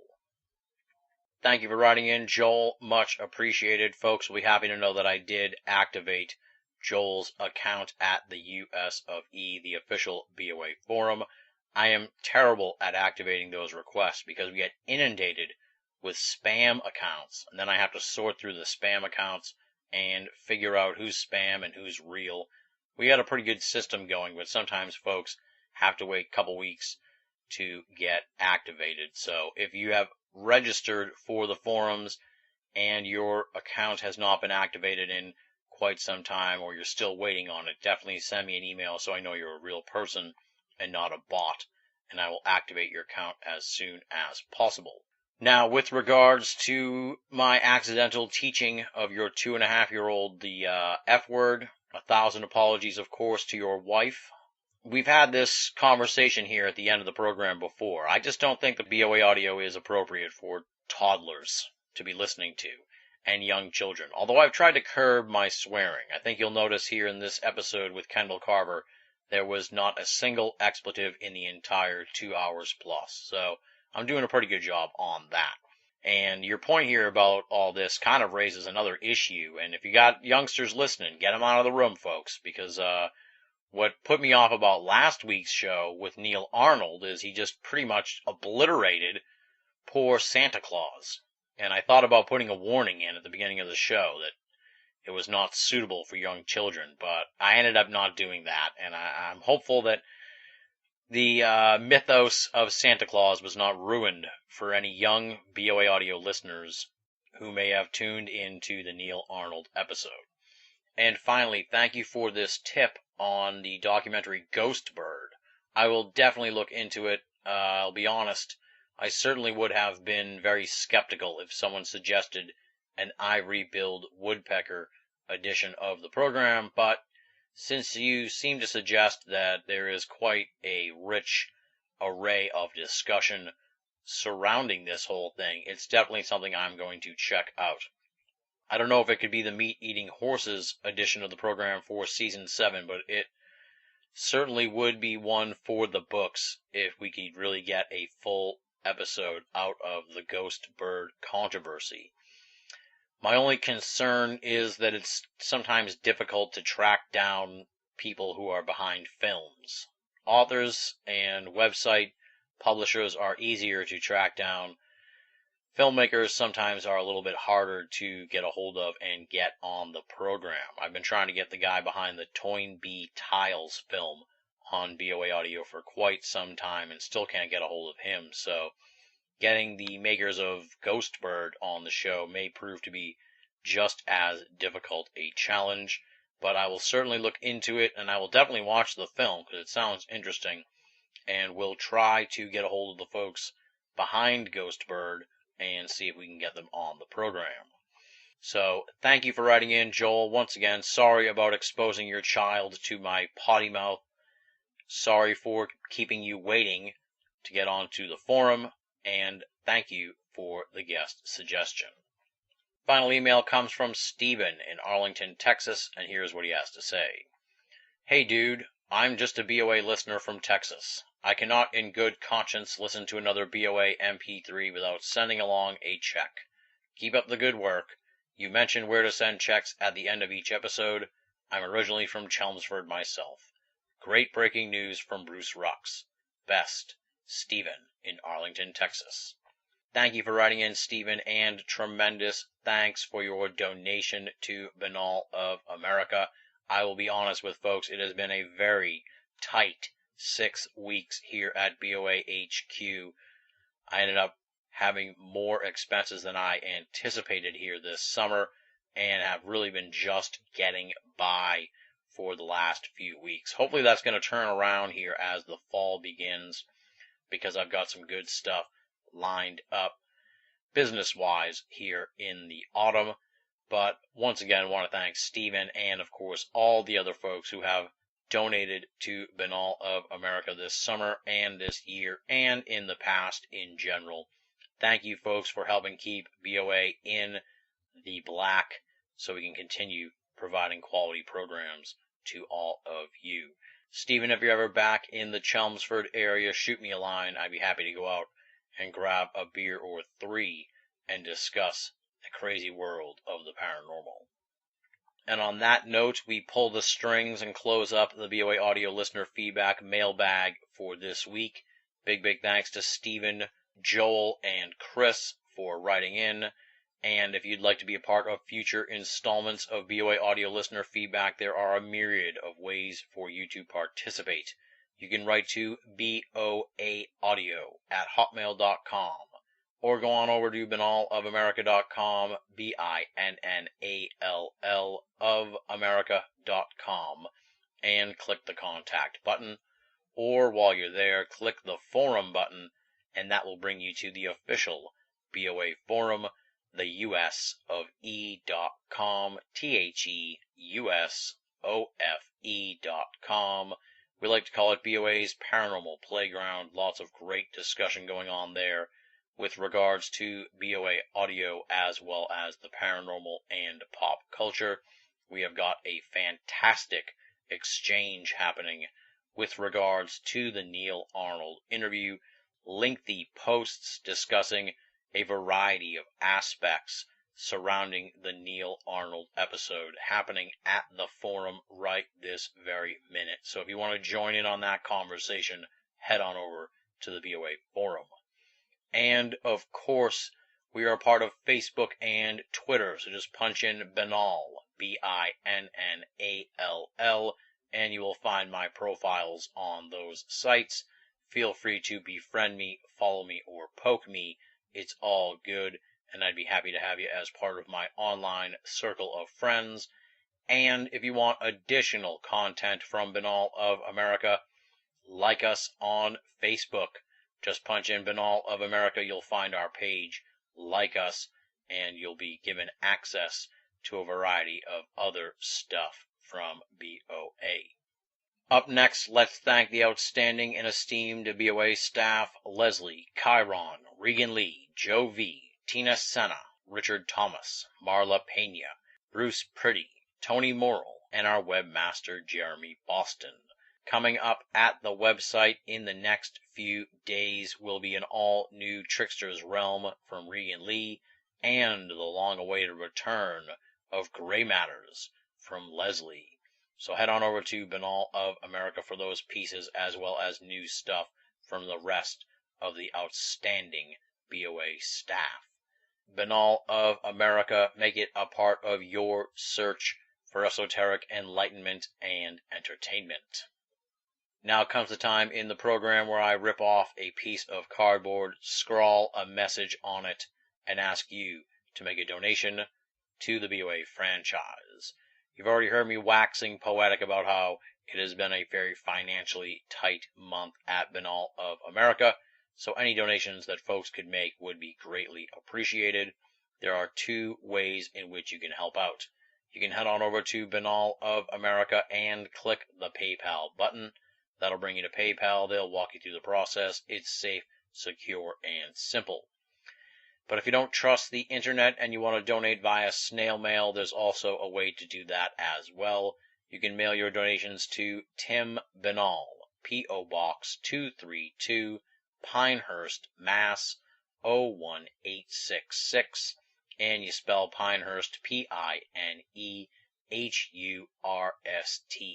The complete address can be found at Banal of America right underneath the PayPal button. And if you send us a donation via snail mail, please make it payable to Tim Benall and not Benall of America, because my bank is anal and they will not cash those donations. And please include some form of correspondence so I can reach out to you and thank you for helping BoA. As always, folks, no donation is too small, and all donations go towards Benall of America and BoAudio to help keep the entire franchise up and running, freely available and commercial-free for all of our great readers and listeners the world over. On the next edition of the program, BoAudio welcomes doctoral candidate Robbie Graham, who joins us for a discussion on his ongoing research into the portrayal of UFOs in film and television, as well as how pervasive government influence over this content has been over the years. If you are a fan of quality UFO research, then there's a very good chance that you are already familiar with Robbie's outstanding website, Silver Screen Saucers, which contains a wealth of information on UFO films and TV shows and insights into what really may be going on behind the scenes as these programs and movies are made. I have a very good feeling that the BoAudio listeners will enjoy this edition of the program quite a bit, because there was really a great connection there between Robbie and I. We're about the same age. We have similar perspectives on the UFO phenomenon, and I wanted to go into the conversation not necessarily throwing a variety of films and TV shows at Robbie Graham and then having him just recite his perspective on these various mediums. I wanted to get behind the whole thing. I really wanted to dig into the overall view of this phenomenon of UFO films and TV shows, and that's what we did in this conversation. As you'll hear Robbie say during the program, he gets into a whole realm of discussion that he has really never done on any program before, so that's something that I think folks will really enjoy quite a bit. That's Robbie Graham talking about his research into UFOs in film and television on the next edition of BoAudio. And on that note, we close the book on this edition of the program. Big thanks once again to Kendall Carver for coming on the show. Check out the website, internationalcruisevictims.org. Big thanks to Chris, Joel, and Stephen for joining us in BoAudio listener feedback. And, of course, enormous thanks to all you folks out there, the hardcore BoAudio listeners, the people who have stuck around since the very beginning, and the folks who have just discovered the show recently. You guys are the best. Thank you for your support of the program. Thank you for spreading the word about this little underground esoteric audio freak show that is BoAudio. And, of course, thank you for making BoAudio a part of your esoteric audio playlist. Until next time, this is Tim Benall, thanking you for listening and signing off.